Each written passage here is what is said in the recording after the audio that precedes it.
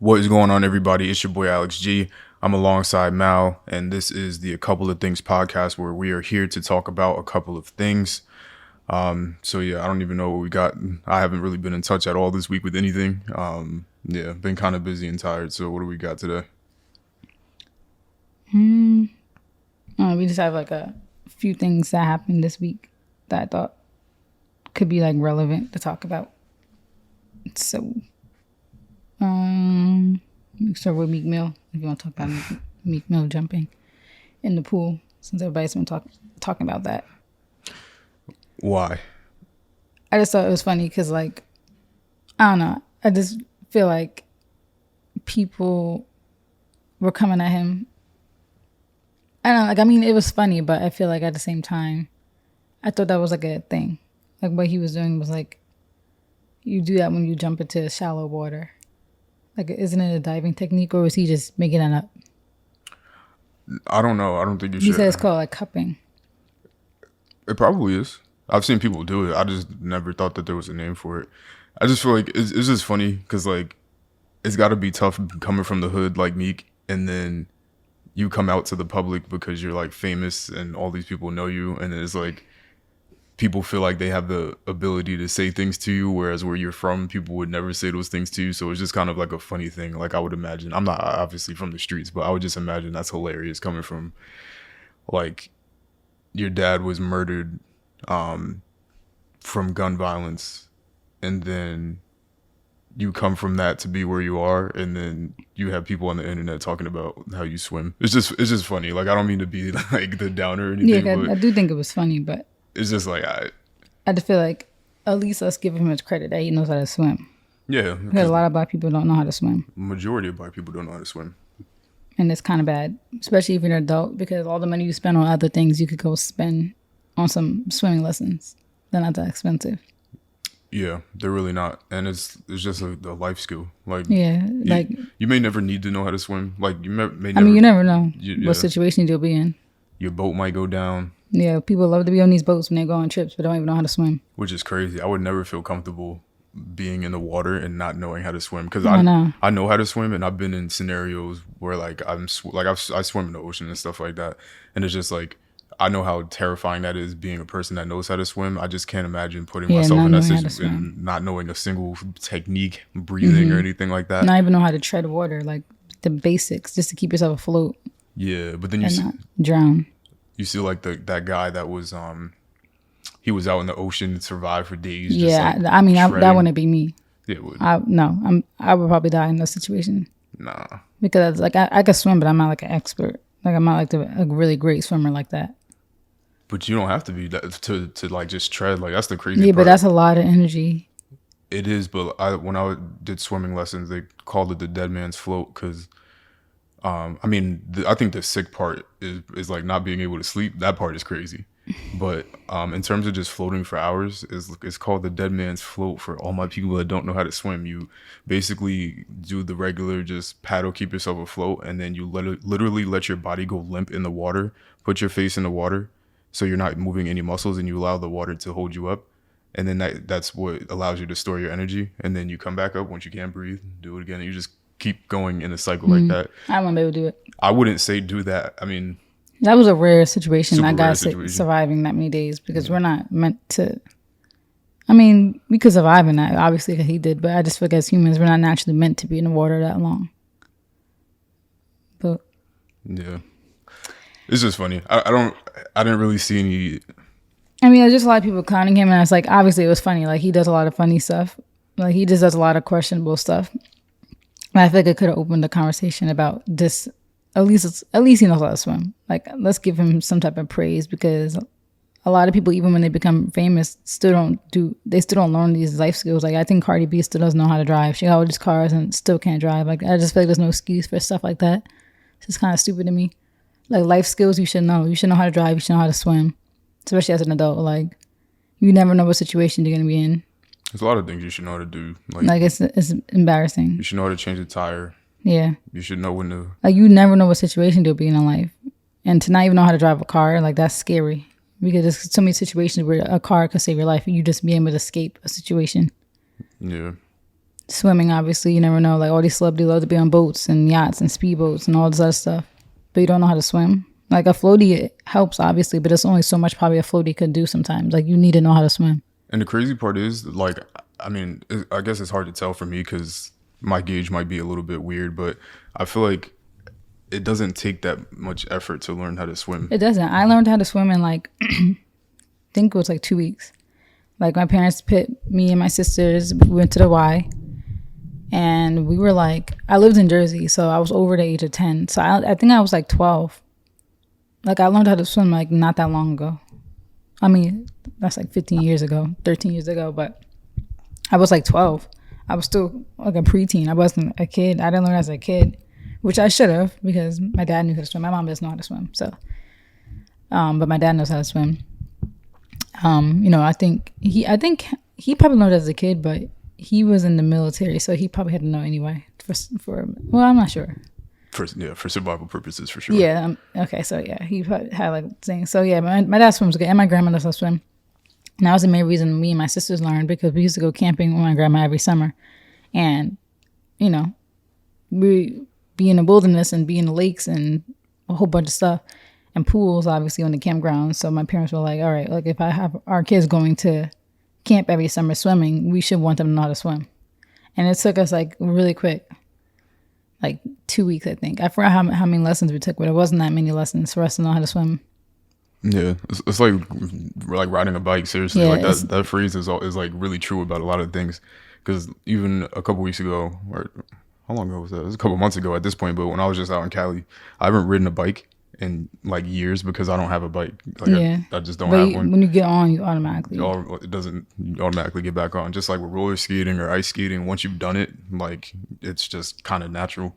Yeah. And it doesn't take that long to learn. And obviously it's harder, I feel like, when you're older. Of course, it's slightly harder to learn, but it's never too late. And I feel like people spend so much money on everything else, but can't swim. Like that to me is not cute. Like I'm sorry, you being up in a tropical location, flexing on your tropical trip, and can't even get in the water because you can't swim. I don't know. It's just something. But everybody was raised differently. But my thing is, I just feel like at a certain point in life, you should want to go learn. Yeah. And go like get those lessons. At least learn the basics. At least learn how to tread water. So in a situation, you could possibly have a chance of survival. And aside from all that, it's just fun. Like swimming is mad fun. Swimming in a pool, doing laps. Like I miss having that because I used to go to the Y like in the summer for camp and stuff like that. And I miss being able to just go up and down and do laps. And it's just crazy because not that it's crazy, but there really are no opportunities really for people to go and swim places. I know, that's an adult. I mean, you can still go to public pools, but it's like, ew. Like, obviously the best situation is just to get a house and get your own pool, which eventually that'll be the plan. But, yeah, swimming is fun. Like, going in the ocean is fun. Like, snorkeling. And even though snorkeling, you do use... It's optional, but you use floaties. But just doing, like, things in the water, like, it's risky, but it's fun at the same time. Like, I used to love going underneath the water and swimming with my cousins and stuff and doing, like, who hold her breath contest and like jumping into the deep end off the diving board, like that type of stuff is fun. So yeah, as long as I suggest everybody go get lessons because it is a necessary life skill. And yeah, probably not gonna stay too much longer on that topic, but that's just another one of those situations where it's just like I forget who was saying who was talking about it. Maybe it was Tyler the Creator or Kanye or somebody. But they were talking about how, like, it's just crazy that people on the internet just look for somebody to point the finger at and laugh at. Yeah, I feel like he's becoming that. Well, he's been that now. Yeah. Because, ever since the Drake thing, to be honest. And, like, but he does do questionable stuff. Like, when he had the fries on his lap, like, what was that? Very questionable things. I mean, he did, and, like, people say he's, like, funny without trying to be funny. So even him jumping in the water, it did look funny. But I do think, like, you're not going to dive. Like, if people don't know how to swim, so you're not going to dive like this into water that's shallow. Like, the people not know, it's just people who don't know how to swim. They don't know we're diving. They were looking at the Olympics, so, yeah. Like, that water, that was the American Dream Mall. Like, that mall's, like, around the corner. It's like, got to have been 4 feet water. That water's not deep. So. Yeah, it's crazy. What he was doing, it looked funny, but it probably was, like, I need to do my research, but it probably was, like, a technique. He says it's called cupping. It's a technique where you don't hit the bottom of the pool Yeah, and hurt yourself because I'm not familiar with the phrase of cupping, but it does make a lot of sense because for anybody that's a swimmer, you don't jump in head first for obvious reasons. You're gonna hit your head on the ground, on the bottom of the pool. And if you're jumping in the shallow water, you're not supposed to jump like jump in there feet first either, because you're gonna still hit the bottom of the thing. You might hurt your foot. So what he did was like a curve thing, so it looked like it made sense. Yeah, and obviously you don't want to belly flop. So that's what people were saying. People were saying he was belly flopping. I'm like, no, that wasn't a belly flop. Yeah, people just don't know how to swim. So I feel like, it still looked funny, but at the end of the day, some people didn't know what they were talking about, like at all. Like, because even most pools you go to, they'll tell you no diving. I think it has to be like at least 7 feet, and even that is still that's kind of wild. It's still pretty wild. Like, I only dive in 10. Yeah. Anytime I've ever or when you jump off the diving board at pools, it's like 10, 15 feet of water. Like, you're not diving into 5 to 4 feet. Like, you can't do that.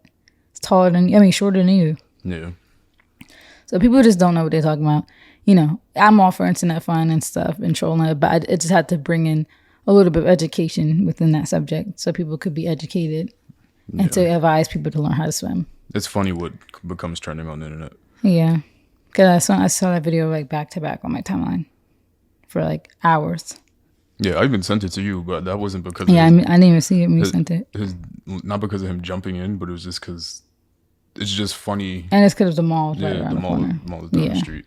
Not that I care about celebrities and being in close proximity to them, but it's just mostly for me. I think it's kind of cool because like Uzi went, Cardi B went, people went, and it's like we've been there a couple times. But for me, it's like you don't see the paparazzi harassing them. It's like a spot where you wouldn't. You kind of blend in. Yeah. I think when you're in a place like that, like I don't even like pay attention to any other people. Like I'm so focused on like what everything else is going on that I kind of just like zone out and like don't even pay attention to everybody.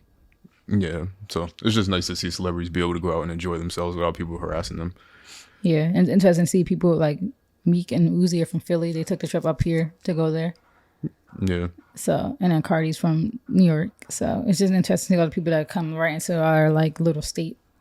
Dad by likes a clown, but we got everything. Yeah, Uzi be going to Dorney Park. Yeah, my sister saw him. It's the vibes. A few years ago. Yeah, but Dorney Park is mid. Very mid.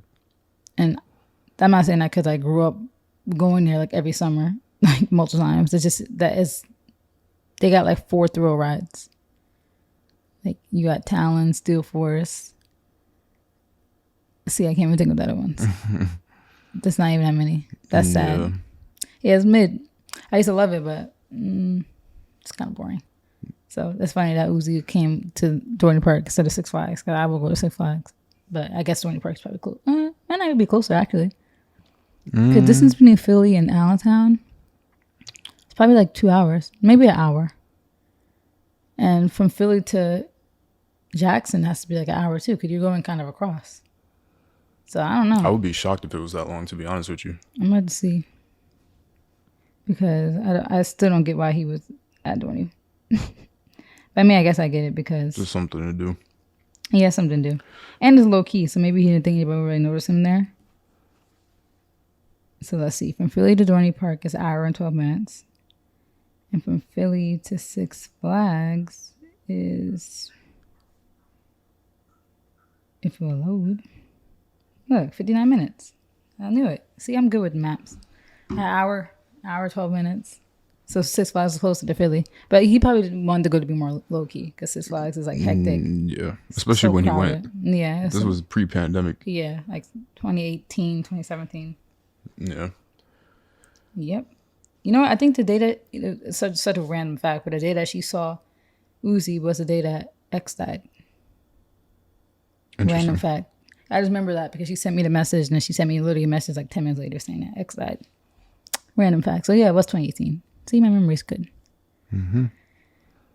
All right, well, I guess we could talk about the next topic. I don't know if you heard about this. I heard about it actually on TikTok, and I saw it on the Shade Room. No. But there's a lady, her name is Syesha Mercado. And She was on American Idol apparently like years ago, so that's like a fun fact. And her husband are like one of those holistic people, like vegan, very like. What's the definition of holistic? I want to get it. I want to get it right. Let me see. Holistic is what every woman on Twitter thinks that they are because they collect rocks. I know, but they don't actually live the lifestyle. And then they drink tea. Yeah, but then they go 5 minutes later and drink milk. I'm sure holistic people don't drink dairy. And smoke hookah. Yeah. But it says characterized by comprehension of the parts of something as intimately interconnected and I can't say that. Yeah, I don't think that's the right. Explicable. A holistic approach. Yeah, basically spiritual people, spiritual well-being. What people think that wellness. They are. People just wake up and then they're spiritual one day. Yeah. Like I'm in tune with myself and everybody else isn't in tune and on the same frequency because they don't know their energy more than. It's funny because the people who are like that too are like the most like toxic, evil people I've ever met in my life. I'm like the most toxic and like you're crazy. No accountability. And you're trying to act like you're spiritual. Like that's just crazy to me. Like people know you in real life. So stop. I think I just saw a tweet like that the other day. Like I'm gonna try to find it so you could go ahead and introduce the topic, but I'm listening. But yeah, they're like a couple and they have 2 kids. One a newborn that was just born. Obviously that's what newborn means. And then a son. I think he's 2. I'm not sure all the details. I think his name is Ra. I'm not sure what the daughter's name is. And what happened was, I think the son Ra was sick, and they brought him to the hospital because they needed like they usually they're like holistic, like I said, so they usually try to avoid hospitals. But they really wanted to make sure he was okay. I think because he wasn't eating, and like they were concerned, Mm-hmm. And while they were there, they said they was like the doctors were doing checks and stuff, and then they disappeared, and all of a sudden they came back, and they took the son, and they haven't seen him since. Like CPS basically took him because they said he was malnourished and they felt like he was being abused and stuff. And literally, of course, he seemed malnourished because he wasn't eating. That's why they were there to try to see what's wrong with their kid. And then a few months later, which was like this past weekend, I think, or 2 weeks ago, they pulled them over while they were driving and they took the newborn. And so CPS was basically saying that they seem malnourished and stuff. And so people were saying like it's messed up because this is the couple that has different approaches with their kids, like more holistic approaches. So they do things differently, kind of like how Summer Walker was like being bashed for how she was like giving her kid nutrients. Mm-hmm. And I just feel like it's messed up that you could just take somebody's kid based off how they want to parent them. Like I feel like CPS is like illegal kidnappers because that's kind of crazy to me. Like when there's real situations out there where parents are like abusing their kids, and you're gonna take this woman's newborn baby that she just held for 9 months in her stomach. Like it's just crazy. I'm gonna try to see if I can find the video. So, but they basically took the son first because he was in the hospital and they said that he seemed abused and malnourished, and then they took the daughter because as a risk, preventative measures. And this is because of what? Like the kid was like too skinny? They said he was malnourished, but that's the reason why they brought him to the hospital because they said he wasn't eating. So he was too small or something? I guess so. And she just got the baby back. That's why I saw she just got the baby. But the baby's only 2 weeks old. Yeah, I think that CPS... And they lost the other son March 11th. So they haven't had him since March. And that's crazy because you're taking away like vital time of a parent's life and the kid's life that could affect them for the rest of their lives. Yeah, CPS is very interesting because I think it's one of those things where the idea of it sounds good, like you want to protect kids and for people that are truly abusive, but it is very interesting to see how far they extend their power because they can basically, because they exist, they can determine anything. Like you might just a wild example, like you may just have a gun in the house and all of a sudden they think that you're a danger because you have a gun in the house, but it could be secured and locked away or something like that. But they'll just look at anything and start taking kids away, which is wild. And there's no way to fight it. Yeah. They're going to put them in the system, and it's just like a crazy thing because then you just have even more people that are orphans and going through the system, and it's like you just destroy people. And I'm not for saying no reason too. I'm not saying they do this all the time, but like when they do, it's just wild. And they're not always right.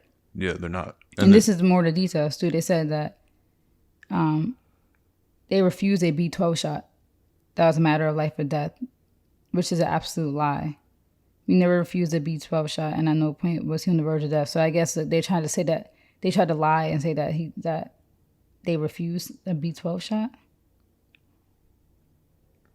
Yeah. Why do you have to shoot B12?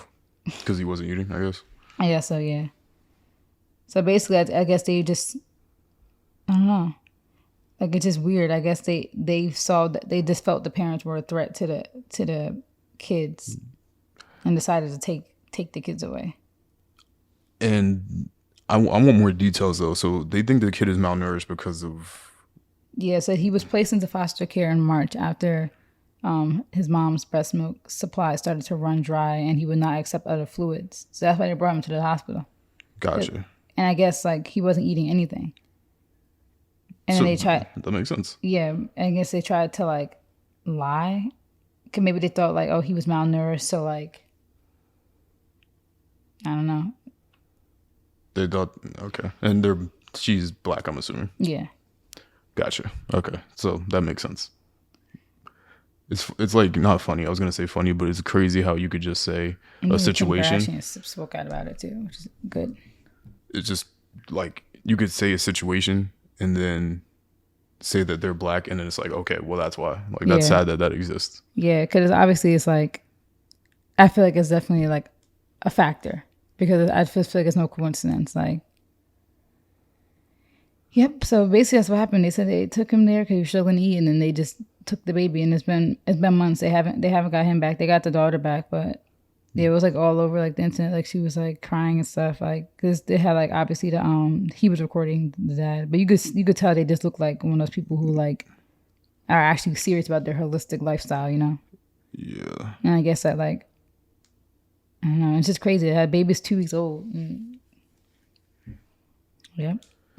So and you can't do anything. I would just say like I brought the topic just to say like what the issue is with CPS, like the flaws in it, and also if we have the right to tell people how they should raise their kids, because at the end of the day those are their kids. I know that kid's a human, and you might think what's right for him or her, but at the end of the day, like I feel like, how are you gonna tell a parent how to raise their kid if they don't want to give their kids certain shots, or they don't want to give their kids certain food or stuff that like they're supposed to give them?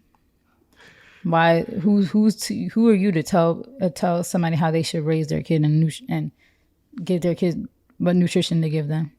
The crazy part about it is that there's so many times throughout history that the government has told people to do this, do that, and they've been wrong. Listen, it gets crazy. You know, they had a Got Milk campaign, like that still exists today. They were telling us to drink like milk for calcium. Yeah, which like animal milk, which is like super cap. Yeah. And they told us that for years. And now you got people that are lactose intolerant, have all types of issues now to this day for stuff like that. You're drinking milk from an animal. And then it's like, that's for their kids. You don't ever, and there's the Got Milk campaign. I still see commercials. Yeah. Like that's still a thing.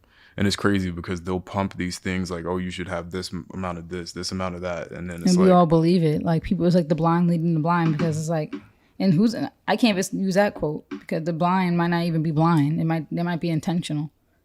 Yeah, we're trying to make people sick. We're not gonna get into that. The pharmaceutical companies thrive on money. It's crazy.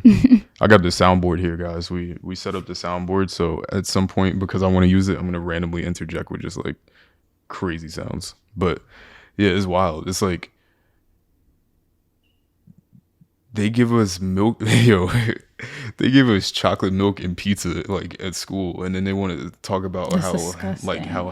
Like with a side of fruit, like that's crazy. That's school disgusting. Lunch was nasty. But then you like, why were you drinking milk? Like now we think about it, isn't that crazy that they were forcing it on us? Why not give us all water? You know how healthy we all would have been if they just gave us all bottled water? That's hilarious. No, but for real.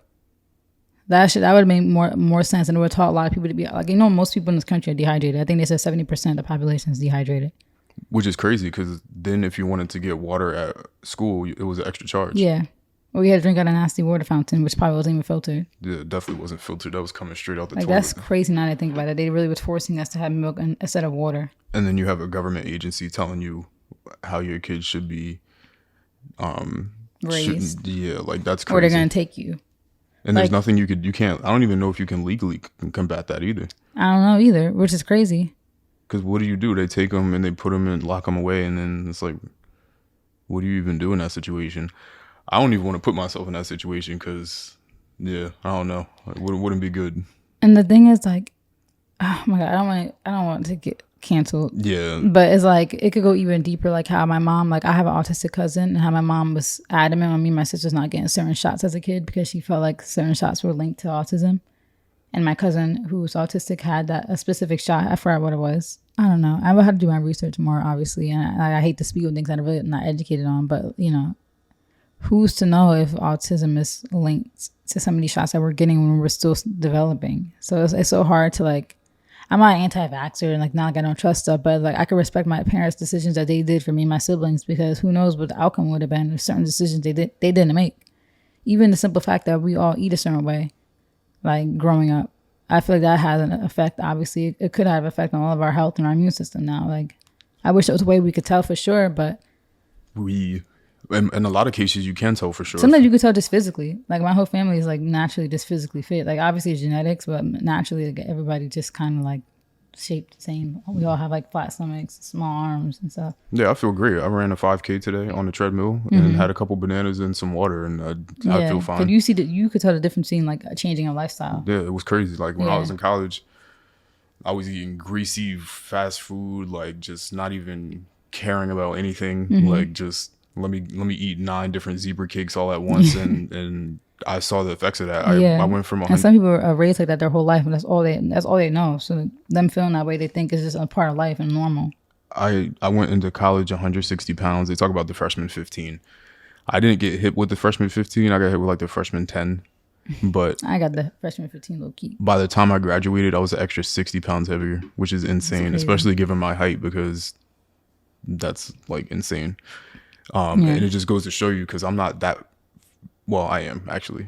I'm like 40 pounds off difference from my peak weight in college. Yeah. But like just seeing how you develop, like you could develop muscle. Obviously, I'm a lot more swole now than I was back then. But it's just funny because the weight difference isn't like astronomical. But you know, I wake up extremely early. I wasn't able to wake up and go to class sometimes. And it's just like all that stuff really is a factor. You really feel the difference, yeah. And like, why tell? Like, who are you to say how someone should raise their kid like that? Because that stuff is clearly like it gets deep. Because clearly, like the government doesn't want people to know. It's not even the government. Like I don't know who it is that's controlling everything, but obviously they don't want people to eat healthy or eat right because that's more money in their pockets. You know how much money the pharmaceutical industry makes and the doctors make off of people dying from heart disease, diabetes, high blood pressure. You know how much money they're making from that? Like, yeah, I just posted that on IG a couple months ago, just randomly because it's. And then of course they make organic stuff a little bit more expensive, or they make healthy foods slightly more expensive. It's not that much more expensive. I feel like people could afford it, but then of course you can't buy certain things with your food stamps. Like I do get that there is a system in place to keep people like that, but then who are you? Like that's why this is, I don't know, CPS taking her kids is like kind of like a red flag, because it's like, why are you so mad that she's raising her kid a certain way that you think is not right? Yeah, I found a post I posted on my story the other day where somebody posted, they said, it was a tweet, but it was posted on Instagram where it says, "Clean drinking water ain't free, but a vaccine come with the shaking fries." And here was my response. I remember you posted that. Yeah, heart disease costs the U.S. $214 billion annually, yet they're giving away free fast food if you're vaxxed. Make it make sense. More people still died from heart disease than COVID last year, and it's not even close. A big reason why hospitals didn't have space to treat people for COVID is because of heart disease. The fast food is all a way to keep people unhealthy so Big Pharma can make billions. Put down the table salt, burger, and fries and take care of your mind and your body. Food isn't that good to be literally killing yourself over it. Yeah. And that's a major fact. Like, did anybody question why the hospitals were filled in the first place? Because they were filled before COVID, That's the crazy part. Is that nobody really even like is concerned about another, I guess you could say, pandemic in our life.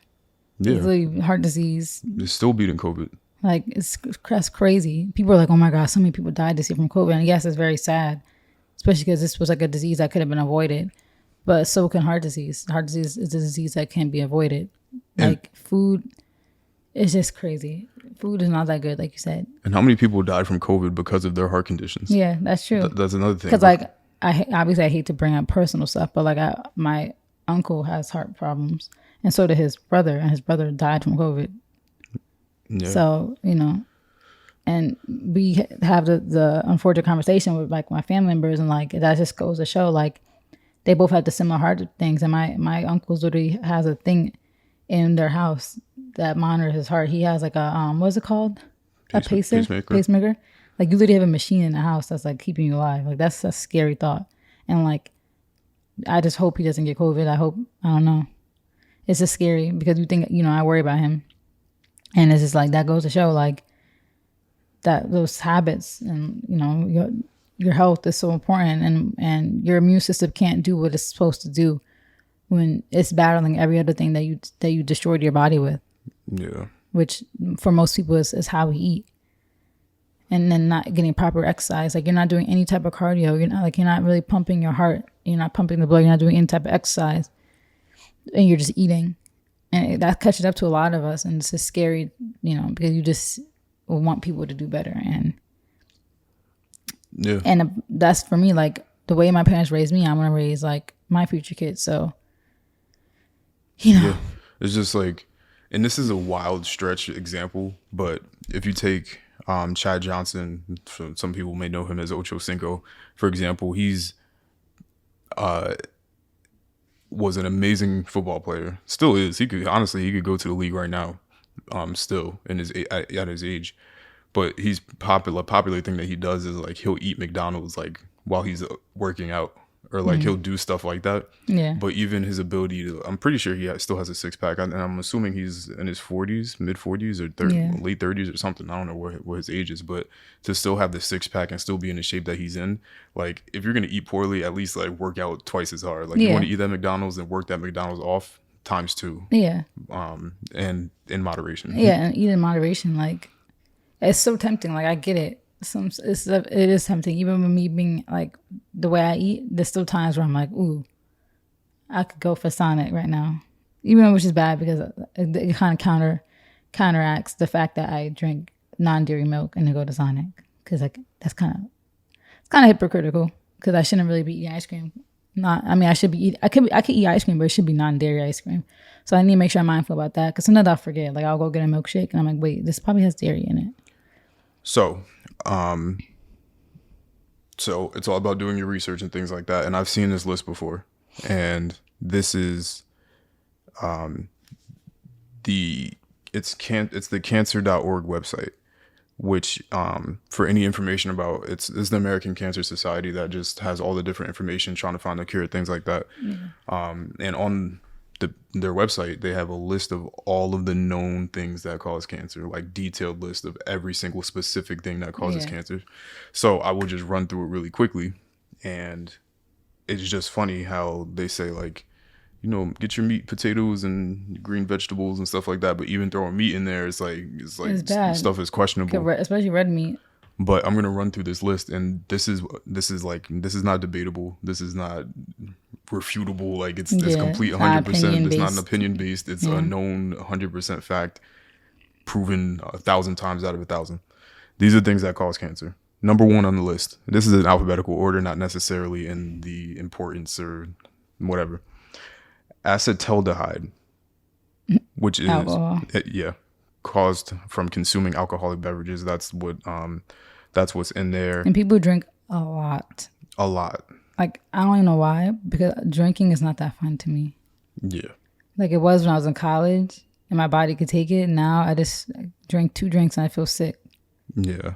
It's not that good. Couple more things down is alcoholic beverages themselves. Let's see what else is up here that I actually know. And people always like to counter these points by saying, I'm here for a good time, not a long time. If that's your mindset, then okay. You die a painful death. Yeah, but those are the same people who be like, oh my God, Jesus, pray. Let us pray this disease out of us. Like you could pray a disease away. Not to come at people's faith, but it's just like those are the same people who be very emotionally wrecked that had the same mindset. Like, what happened to I'm here for a good time, not a long time. Now you care because you're on your deathbed. It's too late at that point. I don't know what they mean by this, but coke production is up here. I don't know what. Maybe people who make cocaine. Yeah. Which makes sense. Or Coca-Cola. Yeah. Couldn't tell which one, but both of them for sure do. Engine exhaust. We all drive cars everywhere. Yeah, which is bad. That's why it's good to not drive too much if you could avoid it, or get an electric car. Ethanol and alcoholic beverage. Ethanol in alcoholic beverages is another thing. I'm pretty sure ethanol. Oh wait, no, that's a different thing. I was about to say, isn't that in like gasoline? Mm-hmm. What else is there? There's a lot of things in here. Mineral oils, which I know. Mineral, interesting. I didn't know that. Really? Because people pump these things. Yeah. That's like I know. That makes sense. Yeah. Definitely a carcinogen there. What else? Obviously paint. That's why we're surrounded by paint, mask. Which is crazy. I know. If you ever get a new house, like definitely keep all the windows everything open for like a couple weeks, while. like even a long time. When my dad painted our steps, like we tried to air it out because you could smell that all that fumes was getting right into our lungs. Yeah, dust from wood. Makes sense. Obviously, cigarettes. Yeah, there's really a lot of stuff in here. And it's like, I could go through this whole thing. Processed meat is up here. The consumption of it, not the production of it, consumption. Yeah. Outdoor air pollution, obviously, like if you live in New York or LA, and like there's a lot of stuff. Where we live, the air quality is very bad. Like I wouldn't settle down here. We're just here temporarily, but this is not our forever home. Obviously, our forever neighborhood. But even though I do like North New Jersey, so I would want to stay up here. I don't know. We would have to figure it out. Yeah. There's so many things up here. You guys get the point, but like that's why California puts a warning on everything, because everything kills you. Yeah. But it's like there's just so many of these factors that like. And obviously you don't want to live a life in fear and worry and like worry about everything you eat, consume, drink. But it's just all about in moderation. Like there's some stuff like it's so detrimental in the long term, and it's just you don't have to do it all the time. Like people who literally smoke, drink, all that all the time. Like I just don't get the point. Like I know some people are dependent on it, which is a deeper issue. But it's just like everything should be in moderation. Junk food, soda, smoking. If you could avoid it, you should. But if you have to smoke anything, like do it in moderation. I mean, I heard weed is not bad for you if you smoke. It's the wrap that causes cancer. So people smoke paper, which is easier or better, or like a bong. Then I feel like that's fine. But I'm talking about hookah. The hookah is very bad. Like all that tobacco. Drinking.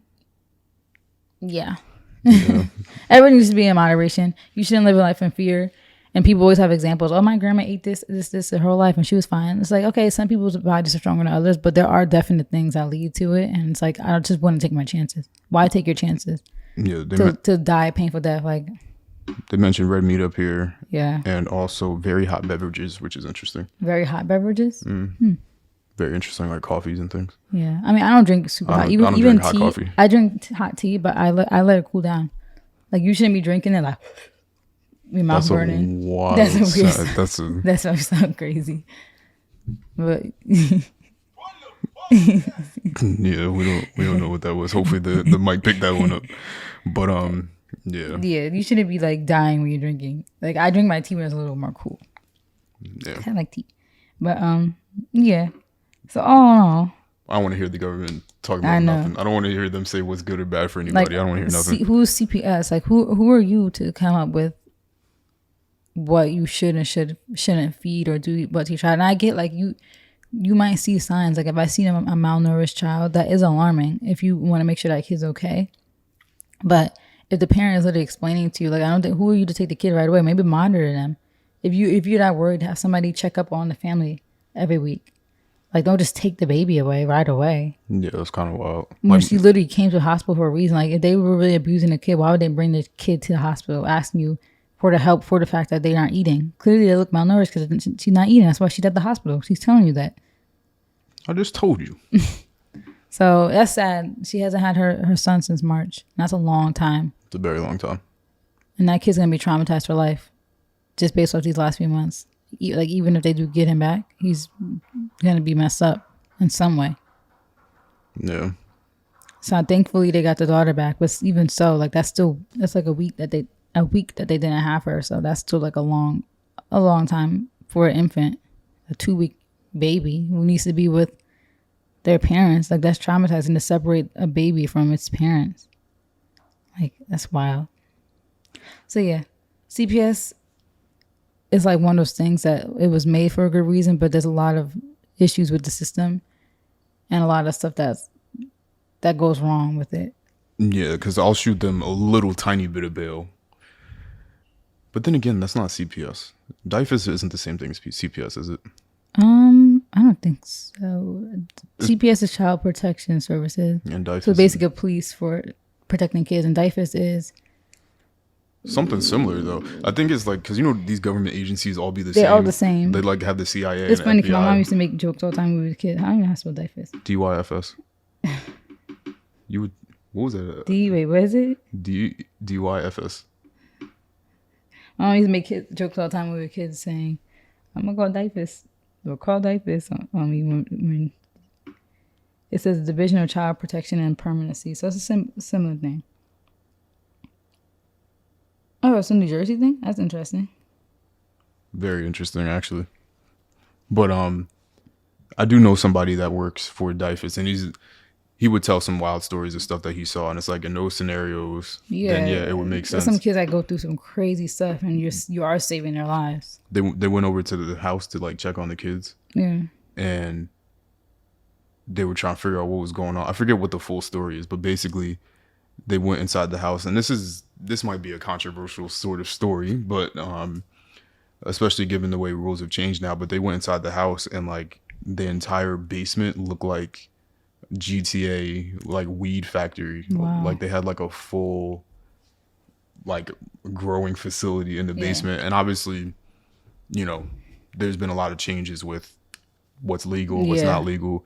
But at the time it was like, wait a second, it's like you're exposing this kid to all this stuff at such a young age, and who knows what this stuff really does. Like, we would assume that smoking anything isn't good for you, even if it is weed, but who knows? I mean, cigarettes are legal. Yeah, so that's like a iffy thing. Cause remember, I had a friend growing up when I lived in New York, like my best friend from New York. And as an adult now, I reflect, and like obviously my parents knew, but as an adult now, like I realized like we used to be in her house, and like her parents, like her mom, I think it's Puerto Rican, and her dad's Jamaican. So that's what they did. They smoked all the time, and her house was always smoky. I didn't understand why I was smoking. Why is your house always so smoky? And I mean, she turned out fine, her and her brother and her younger sister. So it's like, who knows? I don't know. But the smoking thing is iffy because we still don't have enough research on it, and that's still, in my opinion, your parent being able to do whatever they want as a parent. I just think there's obviously certain stuff that parents should get in trouble for, where CPS does have to come in. Obviously, you shouldn't be like abusing your kid, like really physically hurting them. You should be feeding them, make sure they're eating, make sure they're going to school and stuff, make sure they're getting proper sleep, and like they're not exposed to potential violence and like stuff like that in dangerous situations. But yeah. It's hard because it's like parents should be able to do what they want, but at the same time, obviously, there's certain things that you should be protecting the kid, and hopefully, all kids know like the resources that they do have, especially with social media and stuff becoming more prominent. That if a kid really does need help, they'll get out of it themselves. Yep. But some of them are very like, what's the word? When you really can't do anything for yourself. Helpless. Yeah, helpless. That's what I'm saying. A lot of them are still helpless. So obviously, from an infant age to probably like age 4, I would say. You're pretty helpless. So that's scary because, a lot of stuff could happen at that time. So I just feel like with this situation, they could have, if they really felt like the baby was at risk, they could have had people come in place to monitor them for a while before just making a decision to take the kid. Yeah. Yeah. Yeah. Oh, this thing is about to go off. I was gonna turn this on. I'll turn the volume down. I'm gonna watch the race with Sha'Carri and the Jamaicans because they were talking crazy about her. She's gonna get smoked. I know. I'm scared. But even though, but it's just I don't get why people. I don't even want to talk about this because we talked about it before. But I just don't get this severe hate that she's getting. It's like crazy just because she's confident. Like it's people who never did a sport a day in their life. No, it's and I'm not going to stay on this forever because we did this before. Yeah. But basically, jealousy is real. It's evil. Yeah. Wait, my parents just bought that, I think. It's a crazy thing. It's mostly what I've come to understand is that jealousy is mostly just love. It's mostly intimidation. True. It's people don't like people that are confident because it's really just they're threatened by somebody being more successful than them. They're threatened by them not being able to accomplish things that they want to accomplish. Like you don't ever really see somebody that's successful like just in anything like, dragging somebody else down. Yeah, like what's wrong with this girl? She's young. She's I think the fastest American woman. Like, just let her have her moment. Like, even if she gets beat, like, let her be confident. This is what sports is all about. Like, that's what makes it fun. You know what I mean? People are probably going to tune in because of this, because of her being cocky. Like, she's making NBC money. Her bag's probably going to get bigger because she's bringing in more attention. Like, you mad at her and she's about to get more money off of this. Yeah, like, that's the beautiful thing about it's just sick. And like, I don't even want to get into the whole Jamaican versus African American thing again, but.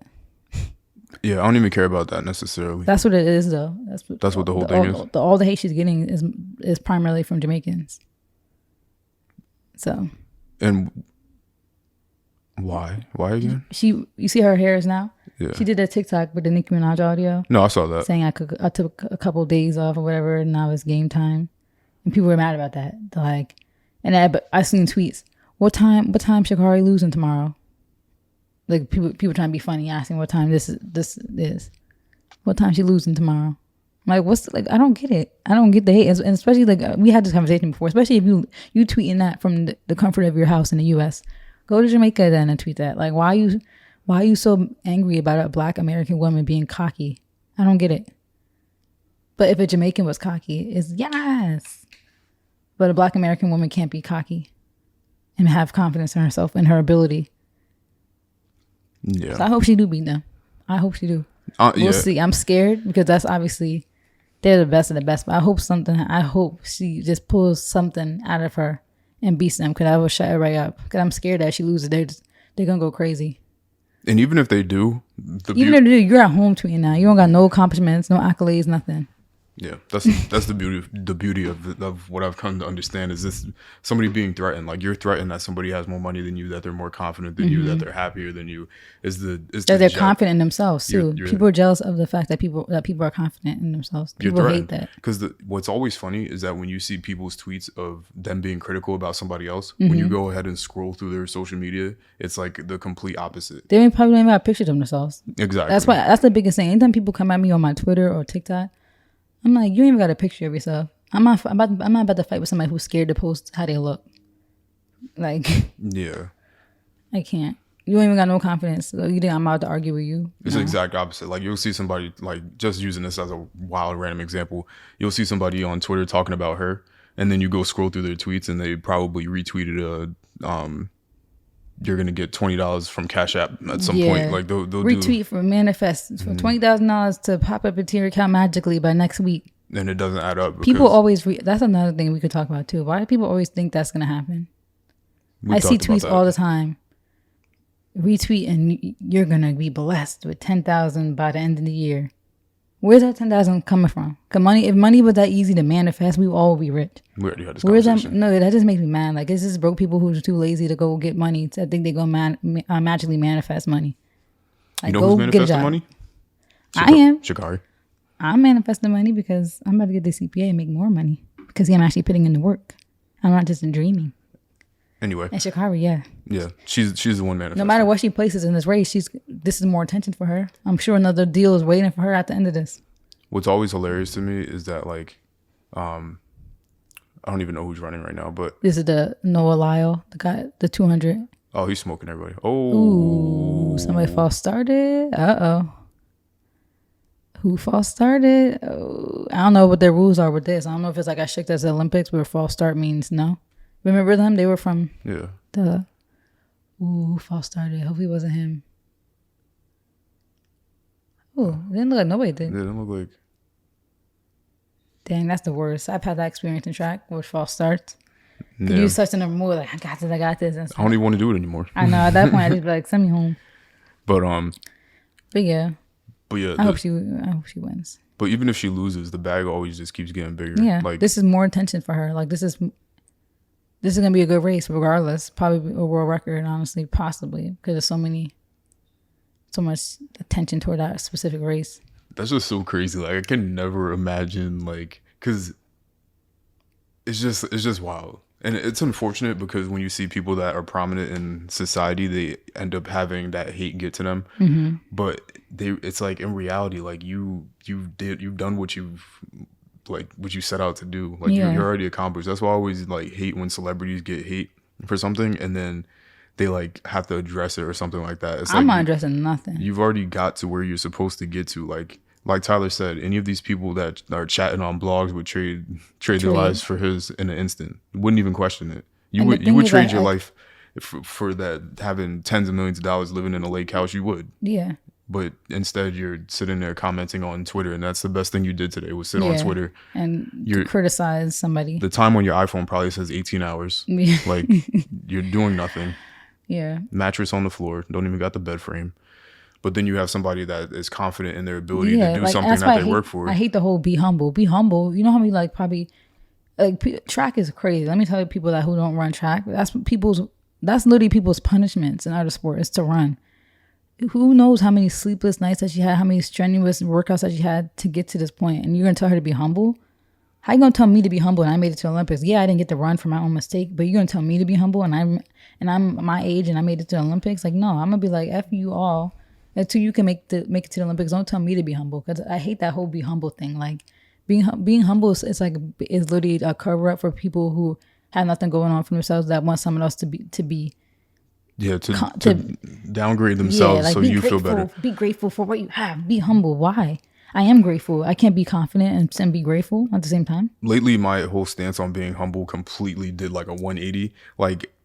Or not a 180, but it's like I understand what the concept of being humble is now. So being humble does not mean silencing your accomplishments so other people feel better. It's not like, oh, thanks guys for support. Like that's not like, you don't have to do that. That's not being humble. Being quiet so other people feel better about themselves is not being humble. Yeah. If anything, that's detrimental to yourself. Mm-hmm. So that's not it. Being quiet is not being humble. That's like being stupid. Mm-hmm. To be honest. Yeah, being humble is basically like acknowledge your privilege and acknowledge just like where you are in life and to be happy for everything that got you there and acknowledge everything that got you there. It's not like holding yourself back. Ooh. I knew he would win. Ooh, did someone fall? Oh, that was ribbon. Did he get a world record? Yeah. Ooh, he smoked that record. Wow. Jeez. He's probably like, I need to come back from the Olympics. I think he lost that in the Olympics. Yeah. But I think he came second. Crazy. Yeah, that was wild. He smashed that record too. That wasn't even like that's wild. But yeah, what else we got while we watch this? Yeah. Now this is gonna be distracting, Loki. So next I was gonna talk about Diarra and Ken. So this is trending. Their video is number 1 trending on YouTube. Diarra was trending all day yesterday on Twitter. Number 1. Let me take a look. So basically, for anybody who doesn't know, Diarra and Ken are a YouTube couple. They are one of the many couples that came up during a time where a lot of people were watching YouTube couples, like the peak of pranks and all those type of videos. They're the ones, I would give them all the credit that made traveling popular for black people, black couples. Like one of the people, they definitely set the bar for vacations and doing all like they've been a lot of places. Like I like that because both of them kind of come from like, you know, it's like Southern raised, and a lot of people who were raised in the South and stuff like are very, you know, we talked about this before, don't get off the block type stuff. I love that with their money, they actually went and traveled the world and made very great experiences instead of just spending all that money on a luxurious lifestyle. Yeah. So I'm not one of those people who be like riding YouTubers. I hate that whole thing. That's why I want to talk about that too. I hate the whole like how people be like, oh, y'all care too much about these YouTube couples. Y'all look up to them. It's not that I look up to them. I appreciate everything that their relationship stood for. Obviously, I don't know them in private, and clearly their relationship didn't work out. But I could still appreciate the good aspects of them, especially the fact that they have literally, if you think about it, were a good influence for a lot of Black kids. So like, why hate on that? Like, I hate that whole like hating on YouTube couples. Like, why are you hating on people because they found a niche and made a bag off of it? Like, you know you would trade some. That's the same conversation. You know you would trade lives with somebody if you can make money off of being in a relationship on YouTube and traveling the world. Like, I hate that people hate on that. Like, they try to say the whole YouTube couple thing is whack. But you on Instagram Live with five people like in the live thinking like you're famous, you know, but you're mad at somebody else who is also using social media as a tool and actually has a following and making money off it. So it's like you want to be that. You try to emulate the influencer lifestyle so much, but then you're mad when somebody who's dominating and makes the money. One thing that helped me a lot in my growth, like in my mentality, is really like asking myself internally, like the question why. Mm-hmm. So when I used to be like, why do people watch certain things or why do people do certain things? It's like I'm asking myself internally, why do I care what people are doing here? Like, because I don't fall on the side of watching YouTube couples. A lot of the stuff that they do is really questionable. So it's cringy. A lot of stuff is cringy and fake. A lot of it is. But at the same time, it's like, don't knock people for watching it, because some people be knocking people for watching that stuff, but then there are the same people who watch Bad Girls Club or reality TV. Like, that's not weird to you? You binge watch Netflix shows. That's not weird to you? Like, everybody has their own form of entertainment, and like that's entertainment for a lot of people. I don't think that some people do probably take it too far and they idolize these people, but a lot of people just look at it as entertainment, the same way you look at the stuff you watch as entertainment. Yeah. Yep. So yeah, it's just crazy. They've been together 7 years and broke up. Interject my 2 cents real quick, because I don't watch any, like I said, I don't watch any YouTube couples. I don't watch anybody on YouTube specifically, to be honest. I mostly use YouTube for like learning purposes. It's kind of like my way to learn about music or art or something, whatever it is, fashion. So I'm familiar with who they are, but I never watched any of their videos, but I do see the influence and I can recognize and appreciate the influence that they had. I can't tell you that before them that we saw Black people in these same travel destinations. Everybody probably just went to Miami or Myrtle Beach or these same destinations. So I feel like they definitely opened up a lot of eyes to what traveling could be and the places that you could see. So I really do appreciate that they did that, because they, even in myself, even though I don't watch them, their influence and impact is felt because they've shown things to me that I'm like, okay, well, I know this exists now. And I always appreciate that. Like, my biggest appreciation for people is if you can teach me something, I'll love you forever because you taught me something. Like, I learned something. My life is now better because you offered something. Yeah. So even though I don't watch them, I do appreciate them. And you can see like the impact. Yeah, you see it literally. Everybody wants to go to all these different destinations that they did years ago. And they want to do the same thing that they did too, like the same type of like excursions, the same. People want to go to the same hotel rooms. So it's like, don't hate on that. And I just don't know why people bash them so much. Like, oh, y'all care too much about these YouTube couples. Like, they're still a couple at the end of the day, and they put their life on camera, and it made them millions and millions and millions, and they're set for life. And you're mad about that? Like, anything that's cool. Like, that's lit. That there's that. Now we have so many ways for people to make money and change their lives. So, you know, it sucked that they broke up, but you know, I think it'll be interesting to see what the next phase is. I know they both have separate channels now, and it seems like they're kind of keeping the door open. So who knows? Maybe they just need this time apart and they'll get back together. Because, you know, they've been together for a minute and they've been together since they were young. So sometimes people need that, like, I don't know. And I do feel like getting that fame and stuff does kind of get in people's head. And I feel like that's like a true test for a lot of these relationships. Is the fame more than anything. So we'll see. I don't even. Oh God, sorry, this race is about to start. This 100 meters. I'm scared. Ooh, what is she doing? I look kind of sick. Somebody clip that for me. Wait, I'm kind of scared. But yeah, you keep talking. I'm trying not to be distracted. I don't even know what I was about to say, but oh yeah. I don't even necessarily took that. I didn't watch the video, but I kind of, you could get the gist of what it was. I don't think that it was necessarily even saying that they broke up. I think that it's probably just they need some time apart to think about what they want to do, and then come back at a later time. Because I feel like if they were gonna break up, they would have just said it. Yeah, but then it was kind of suspicious that somebody made a tweet saying That's how she liked it. Yeah, she was like, De'Ara and Ken basically told us they broke up without telling us they broke up. So it was kind of shady that she liked it. And I feel obviously she's the one that's more angry, probably based off what we know. Obviously they're very private and we don't know everything, but she seems like she's a more angry one because of possibly like the cheating stuff and like him being, rubbing up on girls in public. That's embarrassing. So, or she liked it just to be funny. Yeah, just to keep you on their toes. Because I feel like they're like that. Like they'll keep people questioning to keep them on their toes. But honestly, I don't know. This is just shocking. Like out of all YouTube couples or whatever, I didn't think they were ever gonna break up. Like I thought, I'm like, okay, they're good, but The only thing that bothers me too about them breaking up is and I hate to say the word bothers because I really don't care, but all right, they're about to run. Oh no, she got out to a slow start. Yeah, come on, Sha'Carri. Ooh, yikes.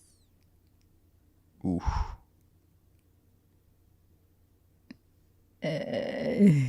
She didn't come in last, did she?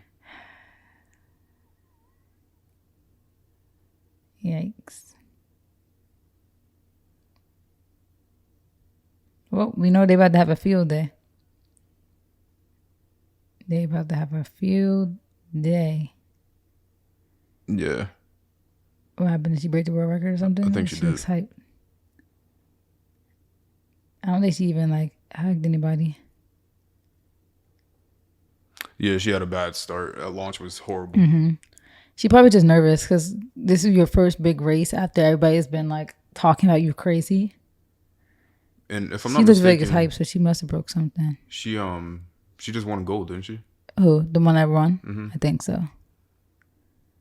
No. Yeah, like this start was bad. Yeah, we're already right there. It's too late. Dang. They about to have a field day. I think she came dead last. Yeah. Yikes.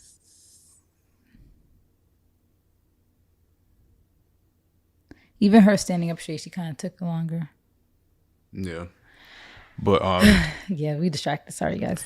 But yeah, oh yeah, what else? I don't know if I already said it, but what I hate about this the most, and again, not that I hate it because I don't care, but people that pray for you to fail, and then when you do have a slip up or something like that, it's just unfortunate because it's almost like people won in a way, because you had so many people like, oh, they're gonna break up, like they're not gonna last, blah blah blah, and you have people like that for years. We knew it. Yeah, then that pushes people's narrative how all relationships end, and how like people, it takes away that idea that there are good relationships out there that do last. Like it just makes the narrative that people want to push that everybody, that all men are trash and that all relationships end, they just win, and it sucks. Yeah, because I'm sure she didn't want it to be that way more than he did, because he's the one obviously who messed up. So it's just unfortunate. I will hope that possibly they take this time apart and see, like, sometimes you need that break after being together for so long. So hopefully they'll see that they still want each other after all this. That looked a little shady, right? Mm-hmm. That face that she made as she walked by. A little shady. Hey. That looked a little shady. The way she was smiling. You saw the Jamaican woman when she walked past Sha'Carri? She made that smirk. It's all good. They're running in the USA. Yeah, like you. Okay, I'm not even gonna talk about it. But one thing I'll say is that I'd rather be here. Okay, that was shady. Anyway. What else? Yeah. So I don't know. I just thought that was crazy that they broke up, and like I was saying, I would hope that This time they take this time apart. My mom's probably calling me to talk smack. I'll call her back. It's just unfortunate that they broke up, and I would hope that maybe they take a break. And I think they live in separate apartments now. And then they still have their apartment. I saw she was there the other day. They still have that apartment. Probably till the lease is up, and maybe they'll take this time apart and get back together. Maybe like in a year or something. So we'll see. I still have hope for them. There's no animosity, they say, between them. They still follow each other, still like each other's stuff. So. Or they won't, and or they'll see that this was a good thing. No, hold up, and they won't, and who cares? Yeah, and if they don't, then who cares? Like people gotta. I think we just gotta appreciate what they left for us. They said all their videos are still up, and we can appreciate what they did for the culture and move on. It's funny and it's very contradictory for me to say this, but because I was just saying you can't judge people for what they're into, but caring about somebody else's relationship is crazy. Yeah, because some people care too much. I just mostly feel bad for the kids. Though, a lot of kids were upset with this. Yeah, but I feel bad. Come on, I mean, you have people that you looked up to when you was a kid, like a lot of sports people and stuff. So imagine you looked up to this couple and no, but come on, that is kind of sad. Now you might not believe in love. Imagine you have divorced parents and you looking at there and kind of as a hope. I never looked at any sports athletes. Yeah, but come on, you don't know what these kids are going through at home and stuff. I don't. Yeah, it's a lot of black kids who probably have divorced parents that just look up to them as hope for what love is, and then they just see this stuff happen and they lose all hope, and it just sucks. But you gotta do what's best for you. So it's not their responsibility. It's not their responsibility at the end of the day. So go get some counseling. What else we got? I'm talking about little kids though, 7. Not much more. I was going to talk about how Kylie's pregnant, and I don't know if you've seen the TikTok people that were predicting it. No. On your For You page. These girls on TikTok. These girls on TikTok, there's a few of them, and there's one girl in particular, I think her name's Emily or something, that I've been saying for weeks now that they think Kylie's pregnant. They were really do some crazy investigation. They were saying how she seemed like she's posting older pictures from months ago, and her birthday thing was the big giveaway because there was drinks on the table, her nails were different than the outfit she posted in. Saying how it was her birthday. I don't know, dang, they can even straight into these next races. But yeah, I just thought it was interesting that but not really newsworthy, but I just think it's kind of messed up. I just want to talk about how I hate how the media can announce it before she does. I hate that about being famous. I feel that's her news to share. So, and I just feel I kind of had a feeling she was pregnant too. So it's just interesting to see that is actually out. And apparently the way it came out too was Caitlyn Jenner, the former Bruce Jenner, said that he has 19th grandchild on the way. She has no, yeah. Yeah. Huh? You said he. Oh, she. Sorry, my mistake. She said that she has a 19th grandchild on the way. So that kind of gave it away. Everybody who's really speculating that Kylie was pregnant was like, I wonder who that is. What happened to that girl? Huh? What happened to her? In the front? Yeah. I think she's way ahead of everybody. No, she just ran off the course. Oh, she did? Injured? That was weird, yeah. She probably hurt herself. I don't know why she's running so hard. Come on, that's the freaking gold Olympian right there. Relax, girl. I'm just kidding. But she probably hurt herself. I know how this 800 is. You can't go that hard out in the beginning. She dominates with this, though. She knows how to stay up. She's got them long strides, but I'm not gonna mess up this podcast by watching this thing. I know. So anyway, I'm the worst podcaster ever because who cares? Who cares if she's pregnant? Who cares what investigation? I don't even care. My issue is just how it was announced. I just feel it's messed up how it was announced. Did you get the world record? Okay, sorry, we're distracted. How it's announced. I feel like she should have did she get the world record? Does WL mean world record? No, I don't think so. Yeah, because WR is world record. I don't know what WL means. Anyway, yeah, I think it's cool that she's pregnant again. I hope they have a son so they can have their perfect little family. Straight up. I have a Travis Jr. Let me put the auto-tune on real quick. And I think I respect that. I mean, I think they're back together now, but I respect that everybody in that family, they seem like they have a thing where they like to keep the same father, even if they're not together. Like how Scott and Courtney, all their kids are the same dad. And I can respect that. You don't want a whole bunch of baby dads, I can respect that. Respecting having the father in the child's life is so hilarious. Your siblings could be to have the same parents. That's cool. It's kind of sick, especially if you're not together anymore. Let's have one more kid just so But I think they're back together anyway. There's been speculation, but this is kind of crazy. If they are just getting back together, which I feel like they did, that's kind of sick because it's kind of like, dang, you get pregnant the second you got back together with him. It's almost like the same thing how she got pregnant when they first got together. Like, he be wilding and you let him. Travis a wild boy. But I'm sure she kind of like wanted to have another one anyway. But my concern is with all these celebrities getting BBLs and like stuff, like, I feel like it has to be dangerous. Like, I worry about Cardi too. Like, I feel like it has to be dangerous for them to be having these multiple kids and then try to bounce back to looking how they were looking before. Dangerous. Yeah, because all that surgery, like, you're probably going to give birth and they'll get more lipo to get to fix their stomachs. Like, Kim only had 2 kids. Like, so she only had to go through it twice. And the only reason she had a surrogate because she had to, because she had some issues like where she couldn't carry.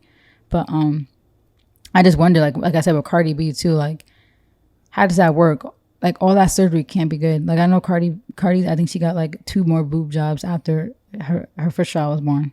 So I just feel like that can't be good for your body to constantly get these like boob jobs and these lipo and all that stuff that comes with having kids. Like, if I were famous, I would just have all my kids and then get all the surgeries after. But they had to keep up with that image, which is crazy. Which is sick. So I just wonder, like, if that's healthy. Who cares about image? Who does care? Like, it's like crazy, man. Like, I feel like, I don't know. I used to be one of those girls, but I just feel like there's something about natural bodies that just are never gonna go out of style. Like, these fake bodies look That's such a wild sentence. These fake bodies look disgusting, and I'm sorry to say it. Some surgeries look good, but even the ones that look good, like, that's wild. It's so wild that you had it. Like, you just can't appreciate and accept the fact that you were born the way you were born and just love yourself for the uniqueness that you are. Like, why look like everyone else? Why have the same body as everybody else instead of appreciating every unique curve and ridge of you? Like, I don't get it. Even if I have money, I'm not doing any of that stuff. I think the sad part too with women is that men don't have that at all. Like, I think the perception is that men don't even have makeup. That men have some sort of like fixation with 6-packs and things like that, and that's not even true, because if you look at most of the men that these women end up with, they look nothing like that. Yeah, the men all that stuff is overhyped too. Like, a lot of these things that people think people like are very overhyped. Like, men looking a certain way, women looking a certain way. The average person doesn't even care. Yeah, that whole like, I only date guys that are 6 feet. Yeah, like, and girls say that and then wonder why they're still single and single for the rest of their life. Like, you pushed away probably so many good people just because you want a specific standard that you have, and that's nothing wrong with having standards. I had high standards. Like, that was I was the better joke in high school. All my friends were talking about my standards, but my standards was beyond physical. Like, of course, you want somebody who might be taller than you. Like, that's fine to have that preference, but it's the whole, no, he has to be exactly 6'1" or 6'3", or I'm not dating him. Like, you might be missing out on some really good guys that just missed the mark by 1 inch because you have this in your mind that a guy has to be 6 foot, a guy has to have this body type, a guy has to do this, has to do that. Like, that's pretty wild. It's good to have, like, I feel there's nothing wrong with having preferences. Like, you might want somebody who's fit because you want a family that's active. Like, there's nothing wrong with that. But it's like some people will literally feel like they have to have specific checks on each list. It's like, you will end up very disappointed. The same thing with the income. Like, how we learned about the income stats in this country. Mm-hmm. There's only so many people that fit that check that box of the income that you want a man to have. And those people mostly live in one specific area of the country. Yeah. Which is over here. the amount of them outweighs the amount of women that want them. So not everybody's gonna get that. And it's just like, geez, like. And there's less women. There's less women on the planet than there is men. So the odds of you being able to bag somebody like that even lower. Is very low. Like, it's all about humility, you know. Look at me, for example. What were the odds you were gonna bag me? And I'm rich. Rich. What do you mean by the odds? It's very low odds, and look at us now. No, how are the low odds? I'll put you in his log cabin. We're in the same state. We live in the same state. But what are the odds? We went to the same school. Yeah, but imagine the odds of that happening. It's not very high. And I'll put you in his luxurious apartment. We put each other here. Don't play with me. I'll put you in his luxurious apartment with this beautiful painting. Don't play with me. We put ourselves here with my money too. Don't play with me. Don't play with me. Who got you that beautiful stand you're speaking into? I don't know. Don't play with me for real. But yeah, I don't even know what topic We were talking about Kylie being pregnant. Oh yeah, good for her. Yeah. Hopefully Travis does we have were talking about kid, surgeries and stuff. a boy, so I hope she has a boy. we can get this straight up. I feel like these celebrities I feel like they be doing manipulation to make sure they get the gender they want. I don't know. Manipulation. I know. I just wouldn't be shocked. Like they have so much resources. Like I heard there's a way you could like do that. Cause come on, how Kim get the perfect family? 2 boys, 2 girls. Come on. You hear girl, boy. Come on. But who knows? It could just be luck. She could just be like lucky. I would just hope I have one of each. But yeah. Who's running 2 miles? On the track. Boring. I could barely run a mile on the track. Oh my God. Because I do this every day on the treadmill. It's the worst. It's the worst. That's why I like cross country, because it was trails. Like I used to be like having scenic runs. Like, ooh, look, fish and lake. I hate a track. I like to cross country a lot more. I saw a treadmill the other day on, I think it was yesterday actually, or something. Mm-hmm. I didn't send it to you, but I think you would have liked it. It was a treadmill, but it was like mad wide. So you could like, because it's not natural to run on a treadmill that's like, narrow. Just, I mean, you technically, when you're running here, they're running in a straight line though. Yeah, but it's like you have no room for error on the treadmill. Yeah, at all. Like you step off and you treadmills are highly dangerous. Super dangerous. That's rest in peace, and but that's how Mike Tyson's daughter died. Yeah. Crazy. So from a treadmill is crazy, but they are very dangerous. Mm-hmm. But I thought it was you could never put it in your house. It was like I don't know what they used it for. Yeah. I think they used it for like I don't know, somebody trying to learn how to do something, but it was like maybe the width of this couch. Huge treadmill. There was no button you could press. Like there was no screen. It was just like I think they ran it from like a computer somewhere, and then huge. Like you could run like back and forth. Like it was crazy.